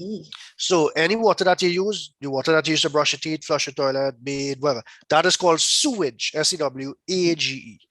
Yeah. But sewerage, SEWERAGE, if you take the first 5 letters of that, it spells sewer. And what is that? Is like a pipeline that transports wastewater. So that is the difference there. I always thought sewage was the same thing, but thank you for that correction. Yeah, a lot of times we Alright. think that. Yeah. One last thing though. We all live in the southwestern peninsula. Right, So we are very familiar with seeing rigs drilling for oil. Right. And in the past, when I was younger, I would have seen rigs also drilling for water. Right. I think it's rigs they call them. Right. All right. Do we still drill for water? Yeah, definitely. We have over 240 wells in Trinidad and Tobago that we take water from. Okay. Right. So we have active current wells that we actually get water from. And if I could give you an idea, 60 to 65% of our water in Trinidad that WASA produces. WASA produces 240 million gallons of water every day. But 60 to 65% of that water comes from surface water. But 20 to 25% comes from wells, groundwater. Okay. So it's a large amount of water that comes from groundwater or wells. Okay. So yeah, we have a lot of active wells there. Okay, good. And you know, I said that was the last question, but Go I ahead, have this other piece to add. What we see a lot, at least in this southern part of Trinidad, is springs, natural springs, yes. where we get spring water. All right. How safe, because I know there are communities that utilize only spring water to do everything, as well as there are individuals who would visit one of these sites to get water for drinking. How safe is it to drink water straight from a spring? It depends. Now, if there could be any measure of testing from the community to make sure that there's no pathogens or no bacteria in the water, then you could be more comfortable. In the absence of that, what people could do is when they collect water from the springs, just to be safe, really safe, right? Now, the water you may not have a problem with the turbidity of the water, meaning mud and sand. The water is very clean, very clear. Yeah, all right, very clean. Right, so you wouldn't have a problem with that, like particles in the water. What you would have to consider is germs or bacteria, because if you have persons living around the spring, and everybody has like cesspit tanks or septic tanks and stuff like that, those things work on the soak away method. So from time to time, all that sewage or all that wastewater is soaking away and going where? It goes into your groundwater supplies and stuff like that. So even though sometimes you are looking at a spring and you see the water is crystal clear, what you should do is collect the water, if that is the only source of water or most convenient source of water. And you could chlorinate or disinfect your water at home. And you can use bleach. Bleach is what you call liquid chlorine. And chlorine is the main disinfectant that WASA uses to treat water. And there are certain measurements you could use, like for a gallon of water, you put, I think it's 1 drop or 2 drops of bleach, not corks, drops of bleach to disinfect or to kill any germs or pathogens that is in the water. So there are certain measurements that you could use to ensure that the water is safe for drinking. I cannot really advise people to just drink the water just like that from the springs, because I don't know like what is actually in the spring in terms of what impurities finding its way into the spring. And remember, water is a universal solvent. It will dissolve a lot of minerals, a lot of stuff that it comes in contact with. So first you would actually have to really test the water to know what there is in the water. But okay. disinfecting your water at home is something that has been done for ages, and your people could do that to ensure that the water is safe for drinking. Yeah. Good. Okay, so we need to remember that, people, because I know we have a lot of water springs popping up in different areas. And I drank water from a spring already, and I find it tasted so good. It was really refreshing, and it was actually cool coming out of the ground. Yes. It was really nice. You know, it didn't need a fridge for that. But at the end of the day, we still need to be safe, and we need to practice safety at all times. And here we heard from a professional, someone who knows about it, how we are to treat our water before we drink it. Sometimes it might even help to boil it before we drink it. Definitely, yes. Yeah. So we need to be very careful. So I want to thank you very much for being here with us this morning and sharing all this lovely information that you had on water with us, because we all know the importance of having water. It's the one thing that we cannot live without. Definitely. All right. And we want to thank you very much for being here. And this is coming from Ministry of Education Student Support Services, St. Patrick Educational District, Guidance and Counseling Unit, as well as all the teachers, principals, and students of our participating schools here in St. Patrick. So we want to say a hearty thank you to you. And I would like you to direct yourself back to backstage. We want to meet you backstage before. Okay. Okay. You're welcome, Miss. Okay, so let me do that now. Okay, so directing myself back to backstage would be. Are you seeing? Just give me this. Okay, someone will help you. Yeah.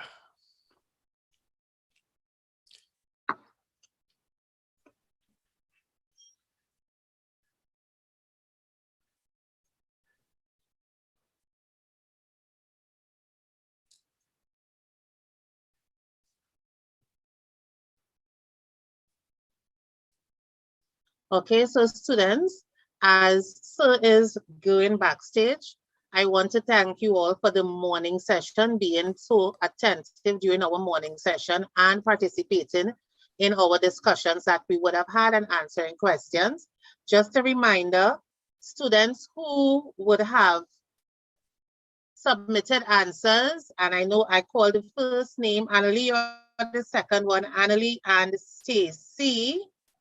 It's Stacy? No, Annalie and... So we have Annalie, Kevin, and there's another name here. Let me see. From earlier on. And I asked you to send us the name of your school.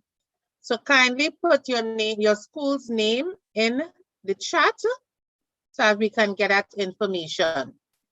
All right. So I want you all to take a little break for lunch. Lunch is from 11:30. We are a little after that, 11:30, and we will resume at 12:30. So come back on, join us here for the continuation of our first day of our career fair for St. Patrick Education District.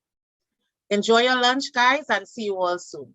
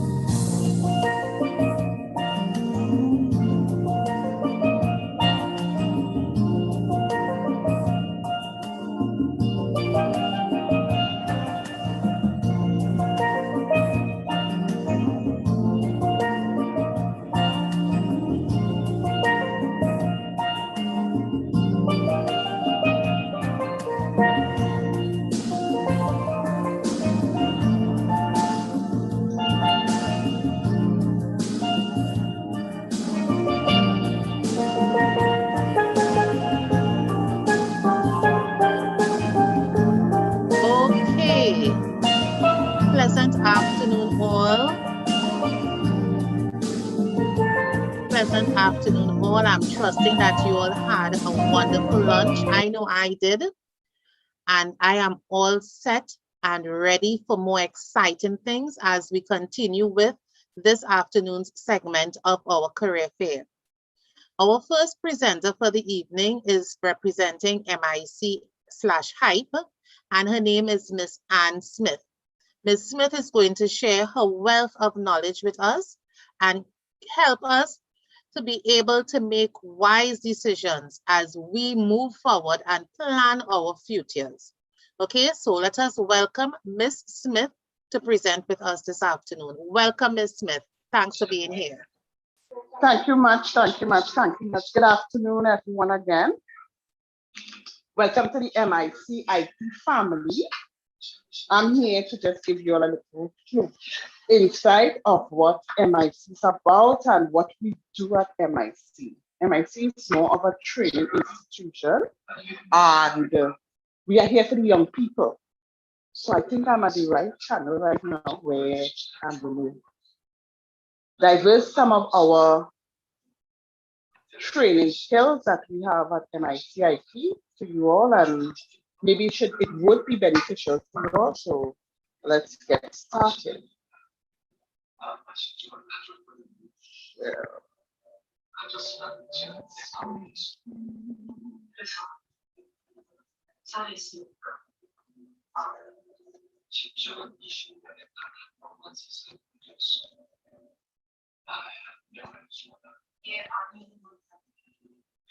Let me find my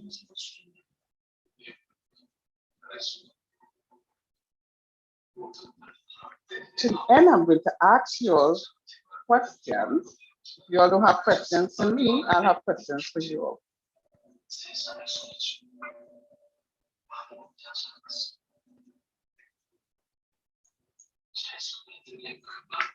Are you all seeing the slides?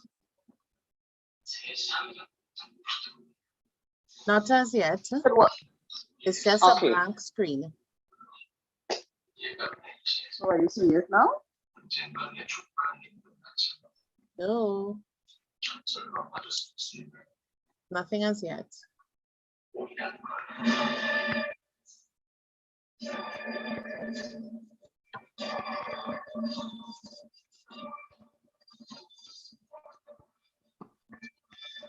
I'm sure. It is telling me that you're sharing it, but I'm only seeing a blank screen. Okay, so I'm going to stop it and I'm going to do it again. Yes, please.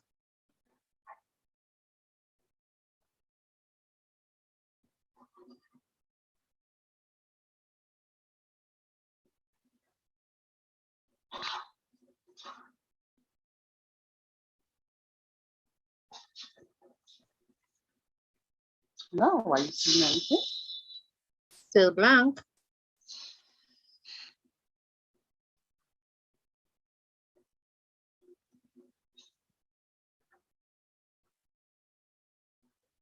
Tell me I'm sharing. It's saying you're sharing, but I'm not seeing anything. Yes, yeah. Okay. So let's do it one more time. Third time would be a charm.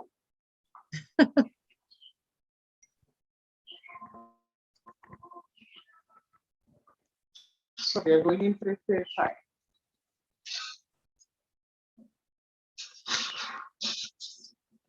Are you seeing anything now? Nothing. Still.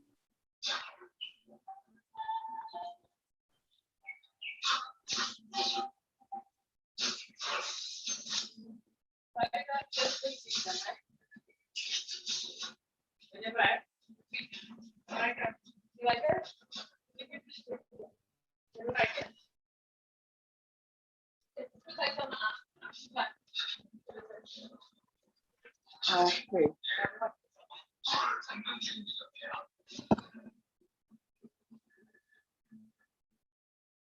Anything else yet? Nope. Like you also have to look at my. Oh yes, it's up now. It's up now. It's up now? Okay. Yes. Good. So again, once again, good afternoon and welcome to the MIT Institute of Technology family. My name is Anne Smith and I'm here to present to you on what we offer at MIT.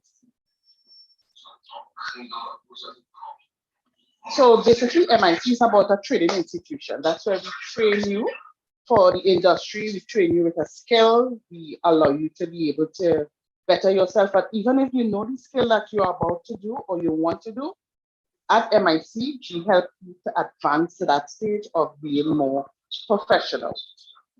So MIT was established in 1974, and a lot of you all, 1974 may sound real far, but MIT was established at 1974, and it was mainly of a tool and die making workshop in the country. And when we say tool and die, we do products as moldings, we even do plastic, right? We also agency with the Ministry of Education, where we offer technical and vocational training for the industry services, and we also do some construction services also. So MIT, at MIT, we have a mission, a vision, and our vision is to develop technical and vocational, not just in Trinidad, but in Trinidad and Tobago, to be competent in the national and regional industry. And when we say regional, we mean to the Caribbean. We can go to the Caribbean too and give up our services. Our quality of training, we are innovative. We do good at manufacturing, construction, and even any engineering, production, and services department. MIT does a part of that also. Our mission at MIT IT is to develop, again, our technical and vocational competencies for, again, our national and regional industry. And we do this through quality training, through the innovations, through the manufacturing, and through the constructing fields also. Everyone has core values, and we at MIT IT also has our core value when it comes to our institute, and that is our integrity, our excellence, our transparency, and the quality that we will be giving to our young people for service. So our training service at MIT, we provide, again, as I would say, construction, manufacturing, energy, hospitality, and tourism, and even craft. So we will start off with construction, where we have height. And I know a lot of you guys have heard about height.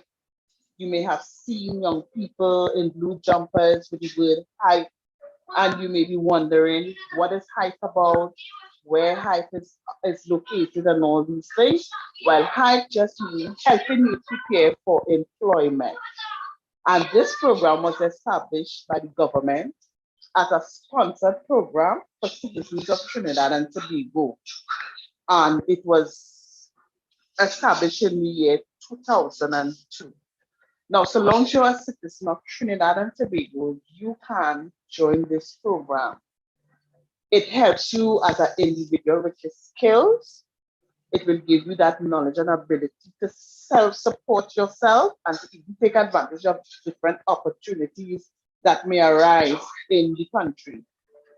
It also gives you a stipend. At height, we also give you a stipend, which is government funded. Now, I want you all to understand that a stipend is not a fee. So don't get your stipend. Some of the trainees will come and say, Miss, I didn't get my pay today. Miss, my pay is short.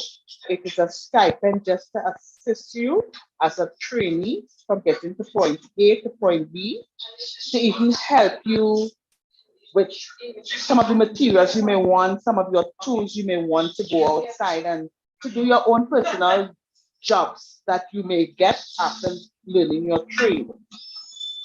So here we have some trainings doing welding. We have masonry. So we have some trainings here putting up a structure. So at height, whereas we say we prepare you for employment, we also tell you you earn as you learn. And when we say you earn as you learn, it simply means that here what? We are giving you something which is a stipend, And all we want you to do is to learn a skill, learn the trade. And those skills are carpentry, masonry, plumbing, welding, electrical installation, and a bit of air conditioning and refrigeration. And that only lasts for 9 months. Only 9 months to get to do that. And even though you are being earned, you are getting to earn to learn, you're still being certified also with a CVQ, which is a Caribbean Vocational Qualification Level 1 certification. So now you're earning to learn, but in order to do that, you must have a registration fee. So you will pay $100, which is non-refundable. And so long as you are accepted into the program, that is where your stipend will start to run. You go on from there. Now, the second program is called MUST. And again, you all may have seen people in white t-shirts, yellow t-shirts with the word MUST on it, and will ask yourself what that is about. So that is a multi-sector skill training program. And that was launched in July the 2nd, 2004. And it was first established under the Ministry of Science, Technology and Tertiary Education, and it partnered with National Training Agency, which is NTA. MUST is in response to also social needs of the person of the nation economy, and it also helps to nurture you and sustain you and to help you to develop even better as a Trinbagonian. And in 2011, MUST program was designed as to respond to new people. The MUST program also was transferred to MIC, offering hospitality and tourism as a level 1 course and construction under a level 2 course. So when you go to HYPE as a level 1, you automatically can go across the MUST and continue your construction under a level 2. So in 2016, MIT also started a crop production pilot program, and it was approved in 2017, and it's now being offered under the MUST program. So if you want to do crop production, you will go under the MUST program in order to facilitate yourself to that one. So under the hospitality and tourism 4 courses, you get general office administration. So you want to do some office clerk work, you get a level 1 certificate here. You would be taught office procedures and all that goes in the office, commercial typing, learning how to format letters, learning how to do PowerPoints and all these things. Commercial food preparation, cookery. If you know how to cook, they will teach you even better how to prepare for commercial food preparation. Housekeeping. Housekeeping has 2 formats of houseman and room attendant and laundry attendant. Then we have the front office, which is a uniform service. They call it bellman, but front office is like you work as a receptionist at a front office. You can even work as a receptionist at hotels. You can even go to maybe the airport and work as a front clerk, helping people when it comes to desk information. Bread, cakes, and pastry, you get a TNVQ level 1. Property maintenance, that is small property. Food and beverage, that is bar service. And food and beverage, which is restaurant service. So you may want to go to work to TGI and you may not know how to do it, how to get about it. The MUST program is a nice place for you to start, where you may want to be a bar. We don't say bar person, service person, but we say a mixologist. And there you may want to mix just drinks. You may just want to do drinks. So you come to the MUST program and you will be taught how to mix your drinks, how to serve your drinks, what is the quantity of the servings that you give people. And then you have the restaurant service where you will be able to learn, you will learn how to serve people their meals, how to come from the kitchen to the service area, and how to carry about yourself in that industry. And under the MUST in the construction core, which will be a level 2, It's the same thing that you would have done in the high program, which is electrical installation, welding, plumbing, carpentry, and masonry. Now, the crop production, this is basically done in Tobago. So for those who live in Tobago and would want to do their own crops, you can go to the center in Tobago and you can register for this program. And these are some of the things that you would get under the crop production. The production of the system, the irrigation of the system, the preparation of the land, the installing of irrigation system, the way how you would culture your crops, even rabbit rearing, which is a big in thing now, plant propagation activities, how you harvest your crop, how would you market your crops. If you have shareholders, how are you going to communicate with them? You have to learn how to budget and how to finance your business and also practice HSE, your health and safety. So all these things you would get under crop production or rearing. So under the MUST program, it is also a 9-month program for construction and crop production and a 6-month for hospitality and tourism. You would be given a certificate level 1, a CBQ for hospitality and tourism, and you would be given a level 2 for construction and crop production. Unemployed nationals between the ages of 17 and 15 can join the MUST program. You cannot be working to join the MUST program. You must be unemployed and between the ages of 17 and 50. A stipend also would be offered here. And again, I would reiterate, it is not a paying job. It's a stipend where it helps you with wherever you have a little hole that you need to fill. That stipend will help you in that manner. We have another program called the ICP, Industrial Craft Program. And this was initiated from John Donaldson Technical Institute in 2006 and also at the San Fernando Technical Institute. It also has they also had it also at the Government Vocational Center, which is at Point 14.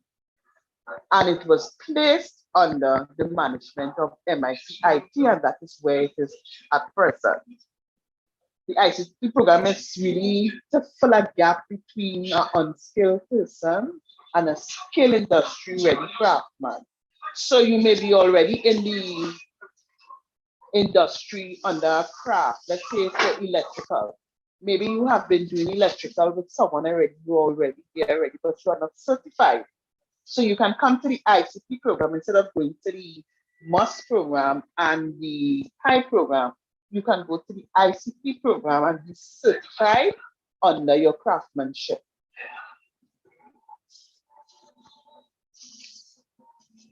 So the ICP program is a full-time 2-year program.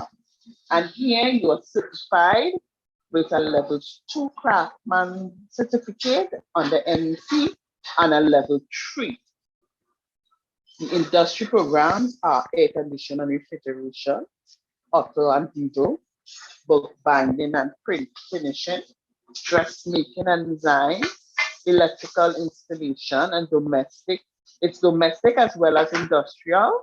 We have food preparation. We have general draftsmanship. We have jewelry making, plumbing, tailoring, and welding. And if you all realize some of these programs that were in high as well as in the MUST program, we also have it in the ICP program, but it would be more advanced and it is full-time and it's for 2 years. This program is from 16 years and over. So the other programs, I hope you all are listening to the ages because I'm going to ask you all a question. 16 years and over is the ICP program. Another program that we have is the NSDP, which is the National Skill Development Program. This was initialized in 1994 by the late Prime Minister, Mr. Patrick Manning. It adopted the German model of technical training, and they adopt that and brought it to Trinidad and Tobago, and this is where this is NSDP has, how I should say, it patterns the way how the German does their trade schools and their training. With the NSDP, you have to do theory and you have to do practical. Now, NSDP is 3 years, but the first year you will do more of your theoretical work. You will do more of your theoretical work, and then you will go on to your practical work in the industry itself. So some of the core courses you have under the NSDP is the joinery. So imagine someone did carpentry in Hyde, and then they went across and they did carpentry in Mush, and they tell themselves, I don't want to really do carpentry, but I want to do joinery. You already have that foundation. So you can go across to the NSDP program under the joinery program, and you can start your course there. Then we have the journeyman program and the master craftsman program, which is also 3 years also. And then we have the mechanical engineering technology with steel pan manufacturing. So for those who are into the steel pan industry, into the pan industry, yes, under MIC, under NSDP, you can learn the engineering technology of steel pan manufacturing and all these nice things that goes with pan. So it's not just that you're going to play a pan anymore, but you will know the making and the mechanism of a steel pan. Then we have the Green Tech facility. Again, as we said, in the MUST program, we have the crop. So the green technology will also go handy in there. Now, the NSDP program is a full-time also, and it is catered for you for 3 years. Under certification here, you get a diploma, which is certified by MICIT and the German Chamber of Crafts and Trade, and it's endorsed by the University RWTH. A stipend would be given, but you only get your stipend in the second year. So if you don't complete your first year, you cannot go on to your second year, and you would not be given a stipend. Now, in order to get this stipend, you need to go to an industry. So what we do, we have a department that is called placement that will place you into an industry, and you will go to that industry and you will be taught your skills after your theory, then you're going to put it into practical. So when you go to the industry now, it's more of a practical sessions that you will be doing. Again, you are not a worker of that industry, you would be an apprentice. So you may have to start from the ground up and learn the working of an industry wherever you are placed before you get to that place where you tell yourself that, hey, I am a full skill apprentice. Registration fee for this program is $500 and it's non-refundable. The age for this program is 17 to 25. And we here train you now from manufacturing and the industry, energy industry. And we have a lot of industries like BP and Shell. And well, we don't have the Point of Terre refinery anymore, but we have Point Research Industries. We have a lot of industries, and we have some small industries that are coming up now in Trinidad and Tobago. And being under the NSDP program, it will help you to get to that point where you want to be. So we have a lot of locations. We are east, west, north, and south. You cannot miss us. We are a blue and cream building. You will see the word MICIT, Institute of Technology. Just walk in. We will service you with a smile, and we will give you all information that you need. So you can go to the head office, which is at Century Drive, Mokoya. You can call 663 for MIC, which is 663-4642 for even more information, or if you want to know exactly where you have to go. We have the Diego Martin Technology Center on 23 Diamond Vale Business Park. So for those in the West, we facilitate for you also. We have the Lavender Technology Center right on the Eastern Main Road. Whenever you pass in your buses or your maxi, you would see this big building saying Lamont Technology Center. You can find HYPE there, you can find NSDP, you can find ICP, and you can also find the MUS program there. We have the Government Vocational Center, so we're going straight down to South Point 14 on Volunteer Road, Mahaika. You can call again the MIT line and they will put you onto that extension. We have the Motoya Workforce, again, that is in Trinity. We have the Penal Technology Center, yes, we're down south still, Clark Road, Penal. We have the Pleasantville Technology Center, Circular Road, Pleasantville. We're going to the east now, we have Sandy Grande Technology Center. We have the St. Bede's Technology Center. And if you don't know where St. Bede's Technology Center is, it's going up to Mount St. Benedict. You can't miss it. You can't miss that building before you enter that gate to go up to Mount St. Benedict. So you would see the center. Then we have the Omira Technology Center, which is in the Omira Business Park. It's the building before you reach the UTT. So if you're going to UTT or you tell yourself you are lost, just look for that UTT center and you would see our center. Then we have the Tobago Technology Center. You're going to Strawberry, you must pass this center, which is on Milford Road in Keenan. Their extension is 631-1300. So these are some of the locations that we are at, that if you want more information or you think you want to come in physically, you can come in and someone will lead you to whatever program that you want to get into. MIC, we also partnered with Ministry of Education.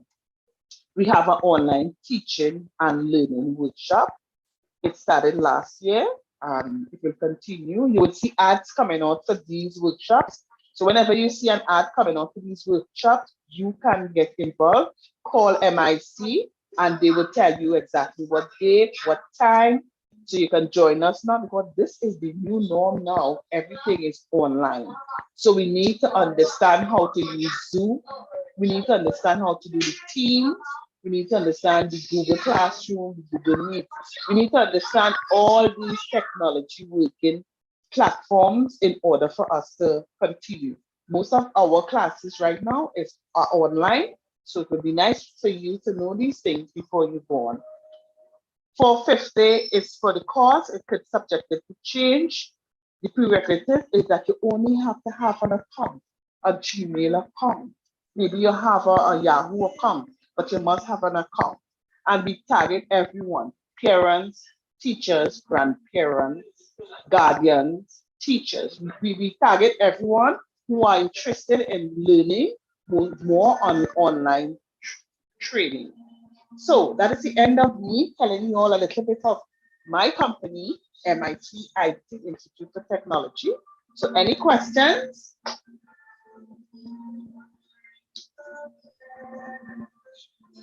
Okay, so I have one question for you thus far. Yes, ma'am. And the person asked, where can I go to learn to drive a crane? That's the first question. Okay, if you want to learn to drive a crane, I'm stepping out of my company now and I'm sending you to another company, which is NESC. They do more of the crane and the heavy industry of that sort. So you can go online and maybe you can go onto that platform and they can give you more information about learning to drive a crane. But you can come to NIC to learn how to fix that crane. Ah, I love the connection. I love the connection there, right? Yeah. So MIC, sorry, will teach you how to fix things. That's right, that's right. All right, teach you how to fix things. And I do like that you all cater for younger children as well with simpler programs. And that is really, really nice. At least they are, and they could get involved from an early stage, utilizing MIC and the different products that you all have to offer. That's right. All right. You see what happens sometimes? Oh, yeah, go ahead. No, you go ahead. You go ahead. Sometimes what happens, we are catering for the young ones who believe that they didn't do good in their exams or they never get an opportunity to write an exam. You can come to us. We don't, yes, there are some of the courses or some of the skills that you may have to have subjects. You may have to have 3 levels. You may have to have 5 levels. You may have to have maths and English. But then we have the programs like the HYPE and the MUST program that helps you, that even though you are not certified in any other way, that we help you to certify to help yourself. And I can tell you guys that we had a lot of young people that came into the HYPE program that are now in WASA working, in TN Tech working, they even in the military, they started their own jobs. So it is not to say that you will not get to where you want to go. I like to say it's a building, it's a foundation. And when you have a good foundation, when you put that building there, it stands the test of time. So at MICIT, we give you that foundation to stand that test of time. Great, that's great information. And you just answered the question I was going to ask, because I was going to ask if you had any success stories to share. And there you went ahead and you spoke about some of your past trainees working in WASA and TN Tech and stuff. That's really, really good information. I'm not seeing any more questions here on the chat. So allow me, Ms. Smith. Sorry. One more question. Where can I go to learn engineering? Oh, to learn engineering, you can call the MIC Mokoya and you go to the NSDP program. And that is a 3-year program and they will teach you that. And from there, you can branch off you can go into the journeyman course or the master craftsman. And that is where you can learn your engineering from there. Right, and from after MIC, you can go to even one of a university and you can get your diploma, you can get your PhD. Okay, great. Great information. And something that probably we should have asked, or this question should have come earlier. Some students are asking, what does MIC stand for? Metal Industry Company. Metal Industry Company. So that's right, I think this might be my last question for you. Do they teach building at MIC? Yes, that is under construction, building and construction, yes. And that is a format where, again, you learn from the HYPE program and the MUST program. We teach you how to build. So when you're finished with us, you will be able to build a room for yourself. You'll be able to even wire the room for yourself. Okay, great. Which of your branches, I'm saying centers, which of your centers offer that type of training? Because someone is asking, where can I learn to build? So I want to know specifically which center offers it. So if you are in the East, you have your Sandy Grande Center and your O'Meara Center. If you're in the West, you have your Diego Martin Center. If you are in East Quarter State, you have your Lavender Technology Center. If you're in the South, you have your Penal, Pleasantville, and your Point 14 Center. And if you are in Tobago, you have your Tobago Center. Okay, so a lot of them offer building and construction, which is very good. So, Ms. Smith, without further ado, I wish to thank you extensively for being here with us today. I know we had a little challenge in the beginning, but you were able to get it back on track. These things happen with technology. But again, the information has been well received, and we do look forward to collaborating with you on future ventures. Okay? No problem. Now, as I move on, I would like you to go backstage. If you can get back to the backstage area where someone will be there to speak with you. Okay, no problem. All right. Thank you so much again for being here with us. Sure, no problem. It was my pleasure. Okay, great.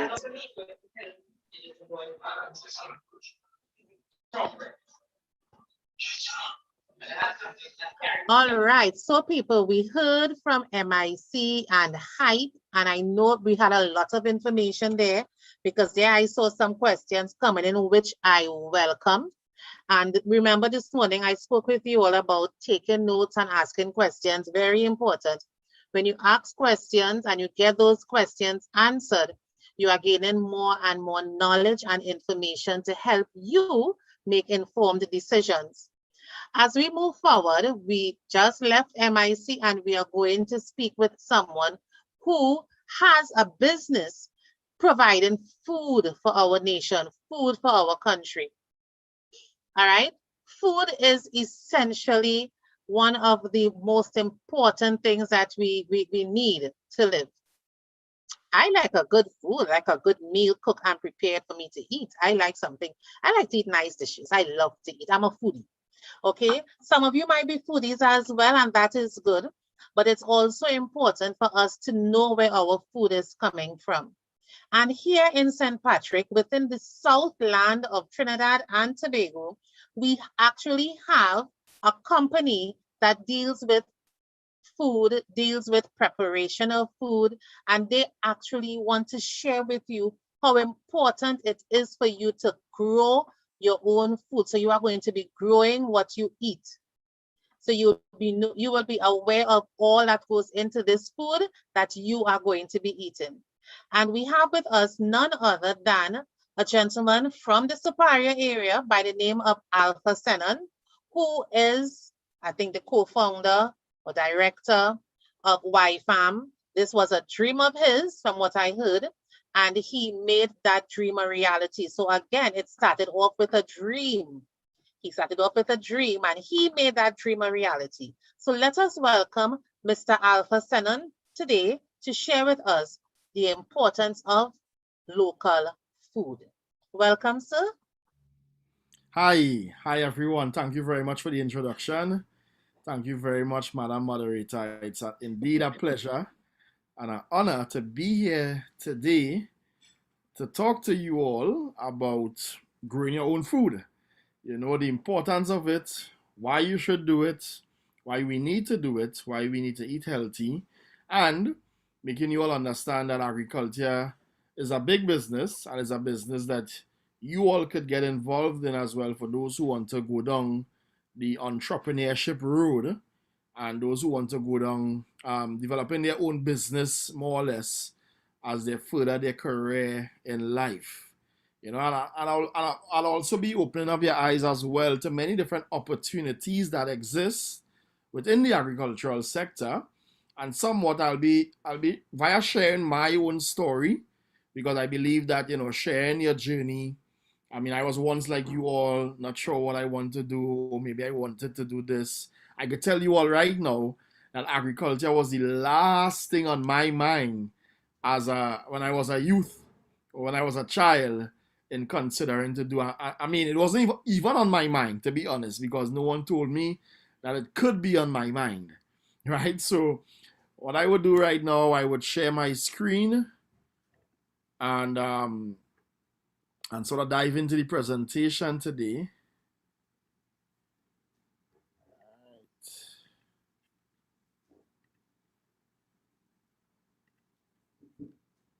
So you all should be seeing my screen by now. So somebody give me a thumbs. Well, can anyone that's confirm that they see my screen? Yep. All right, great.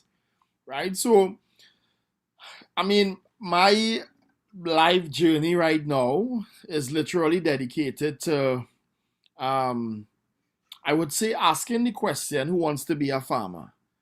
And of course, I don't just ask the question and maybe let's just say 40% of folks in the room, you know, they will have other ambitions. Another 20% might say something very close to being a farmer. You know, you might say chef, or you might say a veterinarian, something to do with food, but you know, not necessarily growing the food. And you might have a mere 10% of folks who might just say, yeah, me, I want to be a farmer, you know. and the 10% maybe they came from farming families. Maybe you all, maybe you all want to be a farmer, but you don't want to be a farmer alone. You want to be all something else, which of course is good. I encourage that as well. If you want to be a doctor, you could be a doctor and you could grow your own food. You could own land. And I mean, a lot of people I have seen with the pandemic right now, that a lot of people are making investments into agriculture. People who are doing all sorts of other careers. So this is me in my healthy dashing bush patch, right? And I will be in here every morning, literally in here every morning, because I'll tell you all why later on. We have different products that we make from the dashing bush patch. Of course, you all should know that the dashing bush is what gets you your callaloo on a Sunday or whenever mommy or daddy cooks it, right? So who wants to be a farmer? And for me, this question is similar to a TV show, when they ask who wants to be a millionaire. Being a farmer is like being a millionaire. He who feeds you controls you, and he who controls you, is the one that is really, I would say, dominates your life. And in the cases of who feeds you, it might be different countries that feeds us. So my intention today then for this session with you all is to at least leave here thinking or knowing that agriculture is indeed a possibility, that a farmer is actually a career profession. And then there's so many other branches of agriculture that you all could take up, because there's people who are involved in agriculture and they don't plant, but they do other things with the food, right? And we'll talk about that later on coming down the road, So there are people who are in agriculture and they don't do anything with food per se, but maybe they do education, they do economics, they do engineering, agricultural engineering, agricultural scientists, they do stuff with the soil. So there's so many options, right? And of course, I wish I could have seen you all and asked this question, who wants to be a farmer? And I wish everyone would say me, me, me. So I'm hoping that everyone is saying me, me, me, right? I'm very excited. So let's see how it goes, right? A major question is, who would feed 9 billion people by the year 2050? Who would feed 9 billion people by the year 2050? And you might be wondering, what do you mean, who would feed 9 billion people? I mean, there's food everywhere. And ATA and Marcy stores and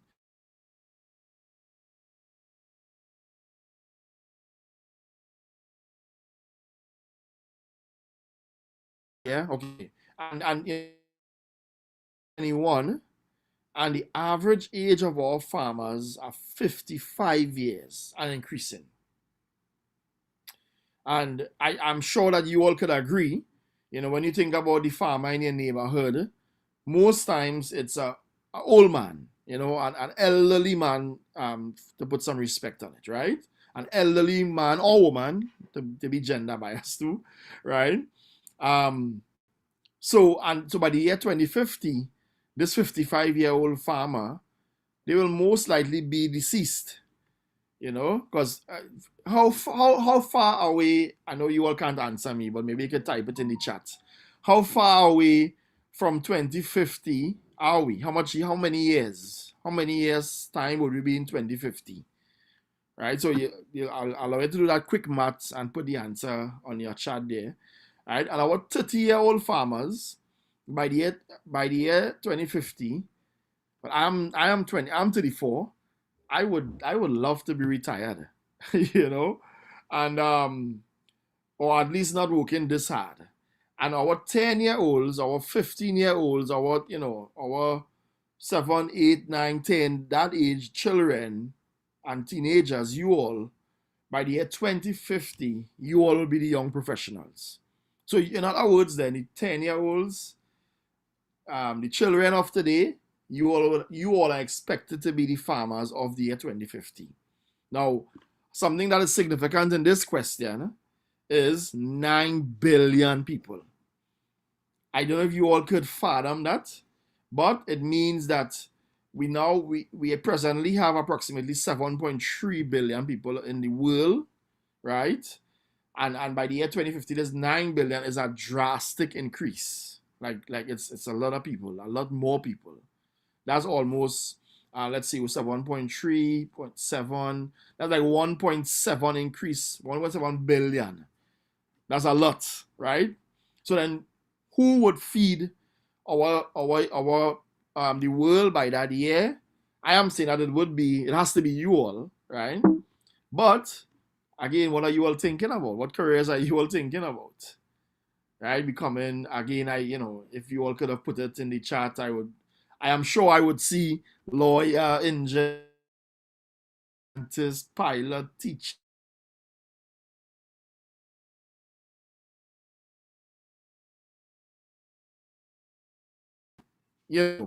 I'm sure I see all of that is a decline in youth in agriculture, right? So what my mission is, well, my life mission via my work at YFAM and my mission today is to make sure that you all get agriculture at least in your mind and your brain, right? And we have to do this by making agriculture, right? Making it cool, making it fun, making it attractive, so that there's an increase in youth in agriculture, right?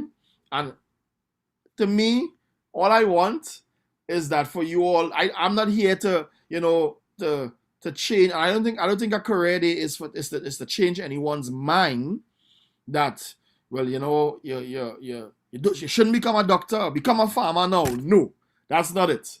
But what it is that agriculture should at least, you become aware that agriculture is an option, right? Becoming a farmer, becoming an agripreneur, becoming an agricultural scientist, agricultural engineer, agricultural entrepreneur, agricultural soil scientist, agricultural mechanic is an option for your career, for your professional life moving forward, right?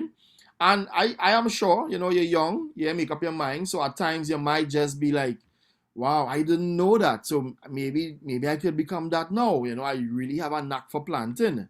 And right there and then you could, you broaden your spectrum of the possibilities that exist. So then what we do is that we do agricultural educational entertainment, right? And now, so while I'm talking to you, I want you to, think about what I'm saying from the perspective of one. I mean, I'm kind of trying to convince you that agriculture is a option, is a career. But two, also think about, this is my career. This is what I am doing for my livelihood as a professional work, as a professional business person, right? So we develop comic books, we develop poetry and coloring books and stories, and we do videos, making sure it's creative and it's convenient and attractive, right? And, we realize that there must be an adventure to encourage youth in agriculture, starting with a main character who's branded as the world's most powerful food provider. So we created AgriMan, the world's first and only food and nutrition security superhero. Now, hold up. So you might be saying, now wait, this man come here to tell me about a farmer, and now I'm seeing characters, I'm seeing a superhero. So what you promoting? Animation, comic books, cartoon? What am I really doing? And I'm sure some of you might be asking yourself that right now. But hold on, before I even continue to answer this question, and of course put your questions in the chat and whatnot. We'll try to have some engagement after. If AgriMan was here, and I hope you all hearing me, I'm seeing like if I'm seeing my lips after. Is my connection good? Ms. Bevon, are you hearing me clearly? Yes, I am, loud and clear. All right, good. I'm making sure my network is up and running. I got the fastest speed internet just to talk to you all in. Thank you. I need to make sure it's good, right? So if AgriMan was here, AgriMan would say this: boys and girls, I'm the AgriMan. To feed the world is my master plan. If you plant one tree, you could eat for free. This will guarantee food security. From field to farm, let's let it sprout. soon we'll see an end to drought. Once we all grow what we need, soon the whole world we can feed. Man, agree, man, agree, man. All right, I know. Thank you, thank you, thank you. I'm here in the audience going wild, cheering on. Thank you, thank you, thank you, you know. So, AgriMan is the world's first and only food and nutrition security superhero created right here down in the sandy soil of Siparia. All the talk now, right here.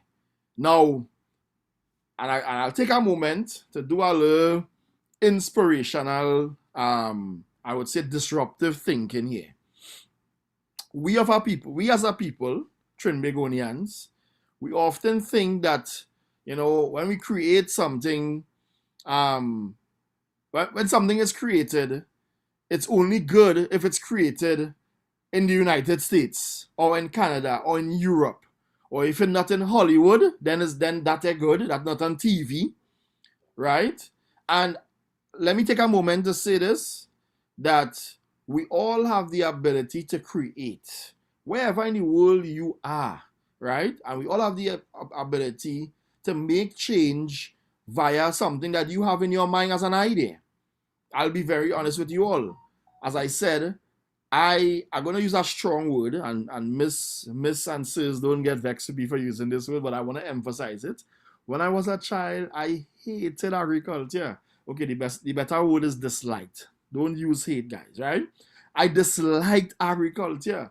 I disliked farming because it was just chores and we just had to do it. And Daddy would say, you know, time to go and do this with the goat. But only to realize the importance and why it's important. And that is what we do. And I said to myself, but wait, when I started to like it, when I went on to UWI in the university doing my degree, I said, but if there's an adventure for agriculture starting with a main character, branded as the world's most powerful food provider, I said it have no farming superhero. Right there and then, the idea came, a spark, let's create a superhero. As a result, we have comic books, which you will see a little bit of them later on. But I first want you all to really grasp the importance of what I'm saying here now as a powerful tool to engage Batman, Spider-Man, Superman, Captain America, Thor, all them Avengers and them. Where them getting food from? And I want you all to think about it. Where they getting food from? Last night, AgriMan called me. I think Spider-Man, Batman, I think, what's she name? Lady something. I can't remember her name. And AgriMan, but we hungry. AgriMan, we want some food. How them getting the strength that they need? It's from AgriMan, right? And there was something on the Eiffel Tower, and AgriMan said, well, Spider-Man, send your web and something to eat now, Spider-Man. You are the food free. I put in the perspective the importance of this superhero character that was created right there. Some of you all there may have seen him already, may not have seen him, but you're seeing him now.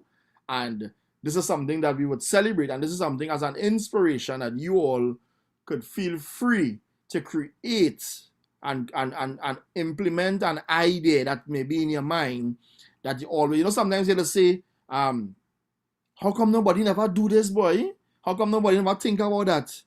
And I will always tell people, if you think about it, then you do it. Don't wait for someone else to do it. And guess what?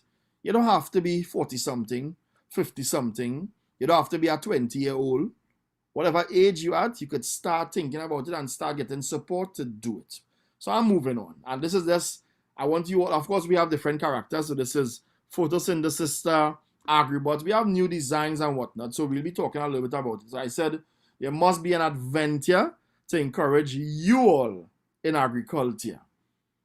Right? This is AgriMan first suit ever. We literally have an AgriMan. AgriMan is real. AgriMan isn't no fiction thing that you just see on the TV. I mean, you'll eventually see him in a movie, and eventually all of you, God willing, will go to whichever cinema you go to, C3 or whichever one you go to, movie tongue and look at the amazing adventures of Agriman. Remember I say that, right? This is Agriman latest suit here, one of the comic books in his hand, latest design, agricultural educational training. So this is more of what we do, young people, teaching, training, making sure that you all understand that plant one tree, you will eat for free, that will guarantee food security. And then came COVID-19 with everyone wanted to plant something, plant anything and anything, anywhere. And I, created a new way of planting in a sneakers. I mean, is it that I created a new way? Not necessarily. I mean, I guess I thought about it. What about if we could plant in a sneakers? I tried it, a pepper plant. I harvested pepper from it in my sneakers. Try this at home, but don't go and take your school shoes or your good sneakers and plant it. Make sure it's old and get your soil, get a plant and plant in it. When you add swag and agriculture, what do you get? Swagriculture, right? And of course, we do a lot of grow boxes, community food parks. A lot of these things can be used as well in your community to grow food. What is a grow box? It's simply setting up an area, 4 walls, rectangular, square. It could be circular, you name it. You dump soil in there, you put plants in there, and you grow your own food. You encourage your community as well to take part in it, right? And some of you might know about hydroponics farming. It's farming without the use of soil, right? Some people call it cleaner agriculture, because it's not in the ground, it's not muddy, etc. I mean, I love my muddy agriculture. Some of you may not. You might like this. Whichever one, just make sure it's safe. Make sure you use not so much harmful chemicals, etc. Because at the end of the day, it's for human consumption, right? So it's important to understand that there's different types of agriculture. A lot of young people are going into the hydroponics farming, and I mean, I'm sure most of you may have a good idea of what is this, or have seen it already. You use PVC pipes, and there's a pump and there's a tank, and water keeps running through all the pipes, just wetting the roots consistently. So when a lettuce would take 6 weeks, 7 weeks in the ground, in hydroponics, it might take 2.5 or 3 weeks. So it grows faster, right? So a lot of people are doing this. This farm that I'm on here, it's Better Grow Hydro Farm. It's some colleagues of mine. It's their farm. I sort of, partner with them. It's located right in Dow Village, South Oropouche as well, So young people doing a lot of great things with agriculture, and I'm encouraging you all to do the same, You're not too young. You're never too young, right? So let's talk a bit now about agricultural diversification, agro-processing is what it's called. Going from the crop to the shop. I'm in my dashing mush patch here, and on the next picture now, you see, well, it's Agriman Callaloo pack. Cut up the dashing mush, cut up your pumpkin, your pimento, your okra, your hot pepper, you package it, you label it, and this is being sold at Marcy stores, right? And other, places as well too, right? So you're going from the crop to the shop. Again, earlier on, I said that there's a lot of people that is involved in food and agriculture, but they may not necessarily be farming. So I know businesses who have products like this, Callaloo pack, chow mein pack, soup pack, and they are farming not one thing, right? But what they do, they work with farmers, they get the produce from the farmers, and they package it at their factory. So I want you all to open up your mind to this kind of thinking to realize how the food does really get from the crop to the shop. How the food does get from the mud to the market, how it does get from the farm to the fork, right? There's many processes involved that you all have to then figure out along which part am I interested? Where do I want to fit in? If I'm looking to take up a career in agriculture, is it the education side of things? Is it the farming side of things, the processing, the distribution? And we will look at a poster later on as well to discuss more about that. How do we go from the bean to the bar? From the chocolate bean to from the cocoa bean, sorry, to the chocolate bar.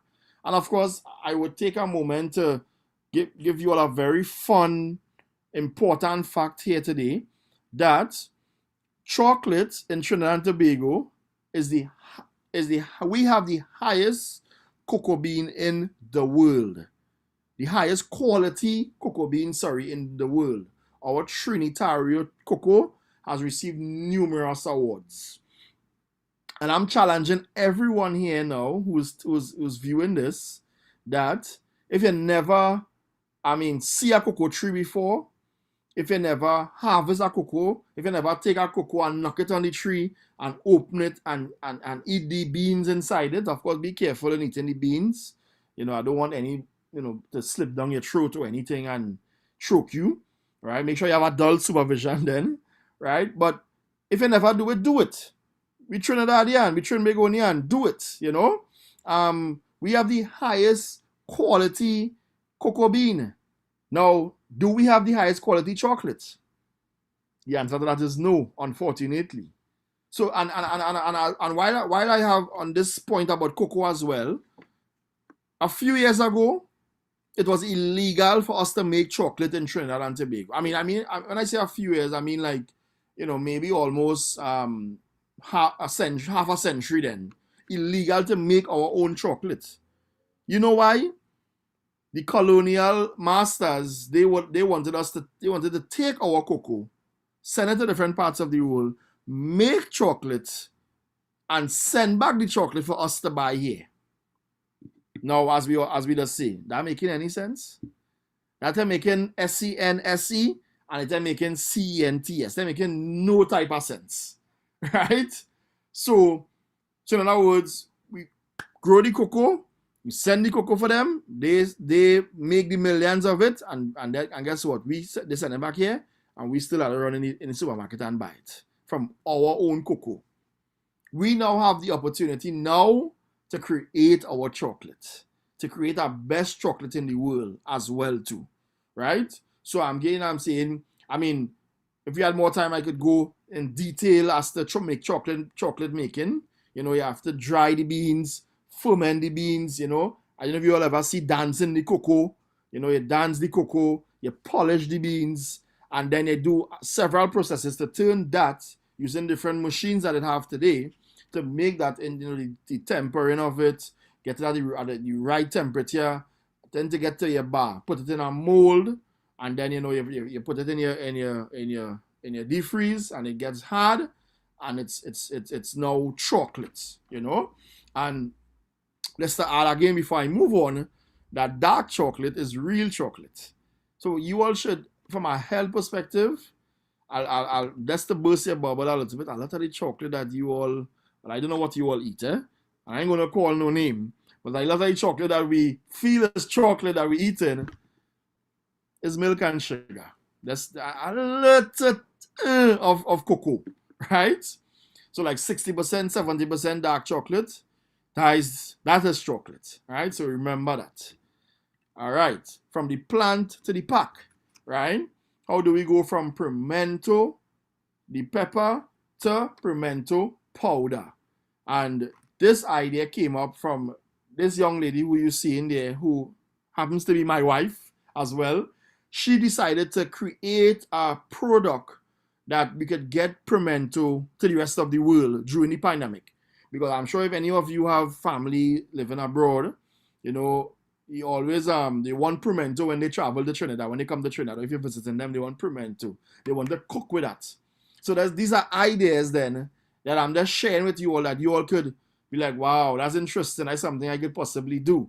It could be whatever you could dehydrate and grind and turn it into a product, put it into a pack. So now we have pimento powder in a pack. No added ingredients, no salts, no MSGs, no nothing, right? And this, of course, sells in Massy stores nationwide as well, too. So how do we go from the plant to the pack? I would have loved if I could have, if anyone could type out the answer, what they think we have to do to go from pimento in my hand to pimento powder in her hand, all the different processes if someone wants to take the challenge, go ahead and type it out and I could check it out after, right? And from the sea to the snack. Now, you might be saying, I would see in your face the squinch, okra, again.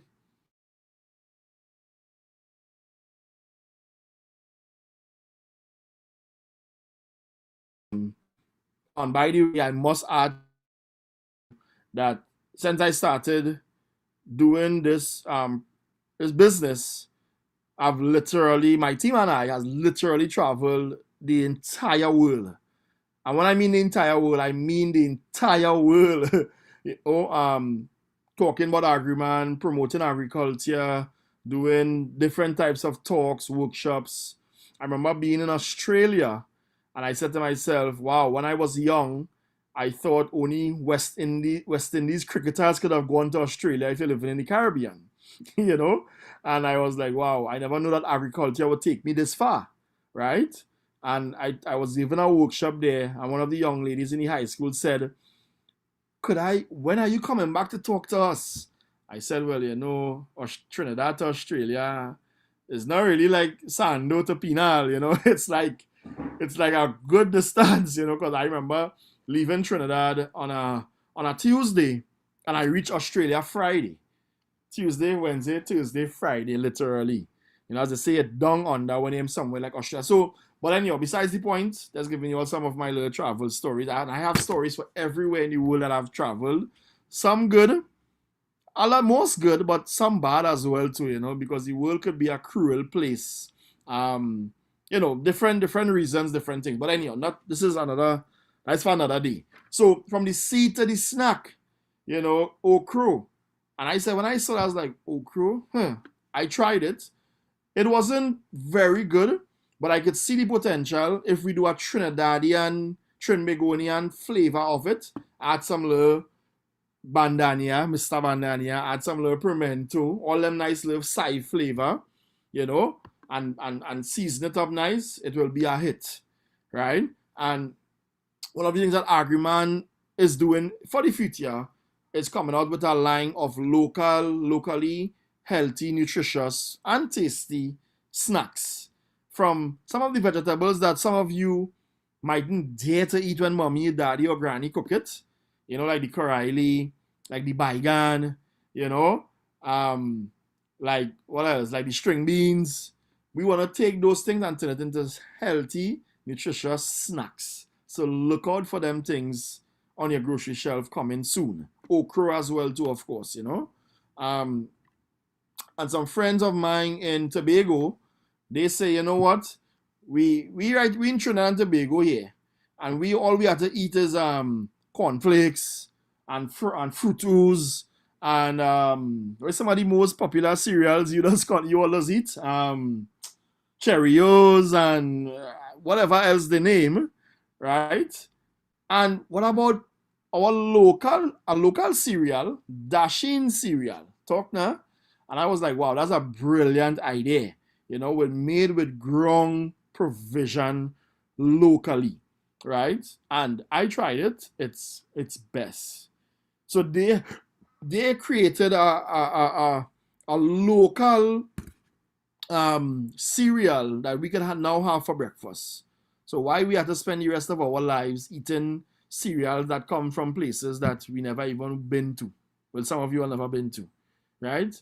So no. So this is the idea, you know, local things. And again, on the next picture here, another company, not my company, that's promoting it, cassava flour, plantain flour, you know, instead of the usual wheat, which we don't grow, right? So, and then, you know, we have different opportunities like delivering produce to your doorstep, etc. Market Movers is another company that we partner with as well. They were the first to deliver produce to you, like basically on their website. You click what you want and it's delivered to your doorstep. Similarly, we have a project called Dash in Your Doorstep.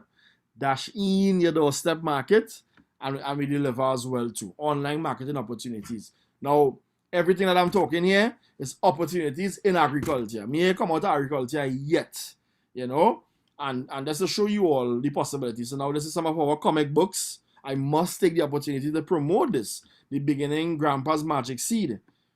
Find this in a bookstore and buy it and read it and be inspired, right? Introducing AgriBots, digital agricultural education. AgriBots came on the team as a robot to help AgriMan, you know, so we have this version out in some stores as well too. You know, I'll get a little hint that intruder in the farm and AgriMan couldn't figure it out. He had to go to a lab and the scientist built his robot to help him to figure out how to stop the intruder. It's real interesting, right? And then, oh God, this is my best issue, the outbreak. So, but again, I just kind of bringing you all back, right?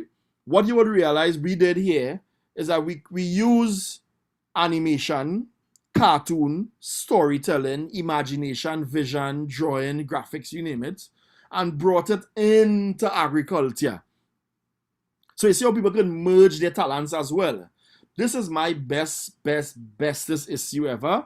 This one introduces photosynthesis that she did not paint no comics before. It's called The Outbreak. And trust me, you all, it real good. The story, really good. Who would like AgriMan to have his own app? Right?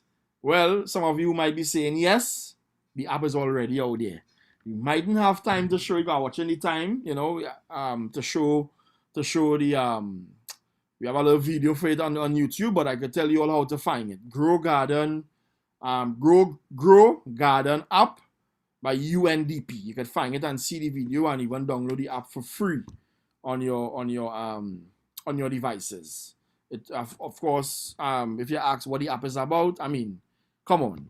The app is not about playing football or basketball. The app is about growing your own food. Yeah, and tips and stuff to help you with growing your own food. Yeah. Let's quickly talk about the food value chain. And in my sessions, I would usually ask a student who's real paying attention to discuss, you know, what is the food value chain and what you're seeing here. But of course, you all can't answer me live, so I guess I would just a quick run through. You know, the food value chain is basically getting food from the inputs, which is the things you need: seeds, fertilizers, pesticides, machinery, what you name it.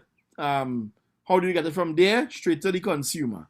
The consumer is us at home eating it. So it must go through the farm. You must grow the food, take care of it, harvest the food. From harvesting the food, it must go to a factory where you process it, right? And you manufacture it. So of course, at the factory, you would either, depending on what it is, you wash it, you cut it up, you clean it, you peel it, you dry it, you boil it, you fry it, whatever. Let's think about a plantain, just for example. You grow the plantain, you harvest the plantain, you carry it on the factory, you cut up you peel the plantain, you wash the plantain, you peel the plantain, you cut up the plantain, you add your salt, your shadow benny, you fry it, whatever you boil, whatever you're going to do, how you want the end result. Then you can't just put the plantain chips in a and say, hey, I want to sell that. You must put it in a nice package. You must label it, put your nutritional contents, put your expiry date, put all the nutritional facts there. Of course, you must have a nice design so that it's catchy. Can't just be blah and boring and just, looking like you want somebody to buy it. You want children to be like, wait, what's AgriMan on that pack? I want that, And then you distribute it.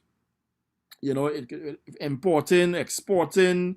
Then you go to retailers, in terms of people who get it to the grocery, the restaurant, the hotels. And then finally, the consumer would get it at home because they would go to the Price Marts and the Massy stores and the vendors to buy it and then carry it home and cook it or open the pack or drink it, whatever. I mean, whichever, according to what the product is. That's a quick 101 with the food value chain. So remember that from the plant to the pack, from the crop to the shop, from the seed, you understand, to the consumer, from the farm to the fork, from the mud to the market, from the garden to the grocery, right? And again, people, if you plant one tree, you will eat for free, and that will guarantee food security. So, who wants to be a farmer, right? Rush, I know you all, I could see you all screaming and say, me. There's room for everybody because we all have to eat 3 times a day. And I will leave with this, right? Once in your life, you might need a doctor. Once in your life, you might need a lawyer. Once in your life, you might need a pilot. Sometimes we need no pilot because we are traveling no way. You might need a policeman, to keep the law, yes, but 3 times a day, every day, every week for the rest of your life, you need a farmer. I mean, for people like me who does eat about 5 times a day, 5 times a day, I need a farmer. And that's why I farming as well too for myself, right? So, ladies and gentlemen, boys and girls, it's yours truly, Al Farmer, the Agri Edutainer, and I hope that you all enjoyed my presentation. And I can't say follow us on these platforms, but I feel you all are a little too young for that. I'm not sure. I don't want to encourage that. But you could check out more of what we do on our website, www.yfarmit.org. Right? So thank you very much. I guess we could open up the floor for questions if we still have time. Okay. Al Farmer, thank you so much. It was a very interesting presentation. Before we go further, someone answered your question about the pimento, how to take it from the actual fruit to the pack. Okay, and Jarrell Ramsey said you dehydrate and blend it. Well done. Excellent. You're correct. Correct. Right, Jarrell Ramsey said that. Someone had asked earlier, why is agriculture your job? And you just said it, you eat 5 times a day, so you have people to feed yourself. Yeah, I don't feed myself, and I'll feed people as well too, and right. The thing about it is that we can't just depend on people to feed us. If you depend on people to feed us, let me be honest, if you go and give you the best part of the chicken when they send it to us, no, you're going to get the scraps, you're going to get the enas, as we call it. So we had to grow the proper thing, and we had to be the first choice of what we want our food to be and what we want it to look like. And a farmer need to do it. True, that's so true. Actually, we have a number of students who said they are interested in farming. Very good. And they really show that interest in it.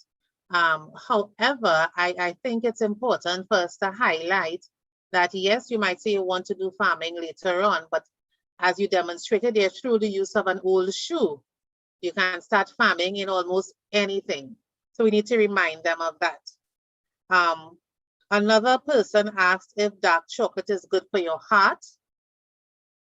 Yes, so I guess they had some information from somewhere. Yes, it is. There's high antioxidants in it, and it's very good. Of course, everything, you eat in proportion. I mean, you wouldn't sit down and eat 10 bars of dark chocolate in one day and say, it's healthy for you. You must take it in proportion. You have a bar maybe for the week and you consume it. It's very good for you. Okay. Someone asked if they could be both a chef and a farmer. Of course, I encourage that. And I, honestly speaking, you'll be a very innovative, I would say, chef, that you actually growing the food that you cooking in your kitchen for people. And imagine the experience that someone could get if you set up a restaurant. This is just imaginary thinking, but of course we could bring it to life. Or maybe there's people in the world doing it as well too, where you have a farm and people is coming to your farm, but at your farm you have a restaurant, and they can see the things that you are growing and they see that what you are cooking, trust me, people would pay thousands for that experience. So yes. Right. One other thing, do you allow people to visit your farm? Well, I would say pre-COVID-19, yes, we do. We haven't yet started back like doing tours. We still, waiting for things to really get under control, in a safer way. So I would say yes, we do. Once things, is sort of back to that normal state. Okay, great. So I have 3 things to ask. I'm putting them all together at once for you. 1, who created Agriman? 2, where can we find Agriman app? And 3, can we hear the little song again when you rap and you drumming with Agriman thing? All right, sure. So I am the creator of Agriman, right? No, but I want to be clear about this. I'm the creator of Agriman, the idea of Agriman, right? However, I didn't draw Agriman. Draw a stickman to say. So this again is another bit of information or inspiration for you all. You may have an idea, but you may not be the one to actually execute the full idea, right? You have to resort to people with the skill sets who can do it. So of course I contacted people who I hire and I pay them to do the drawing. I cannot, and of course people to even do the storytelling as well, and to actually put together the illustration for the comic books, right? So I'm the owner of Agriman. I came up with the idea, the name and whatnot, but I hire a team to do the rest for me, right? So that's the first question. The second question, remind me of the question again. Where can we find the Agriman app? All right, so you can find the Agriman app on the Play Store, right? I think it's only available for Androids right now. It's called the Grow Garden Initiative. Grow Garden Initiative on the Play Store, right? And last but not least, so I wish somebody could have given me a beat there, but I'll give myself a beat. Right? Boys and girls, I'm the Agriman. To feed the world is my master plan. If you plant one tree, you could eat for free. This will guarantee food security. From field to farm, let's let it sprout. Soon we'll see an end to drought. Once we all grow what we need, soon the whole world we can feed. Man, Agriman. So plant one tree, you will eat for free. This will guarantee food security. Wonderful.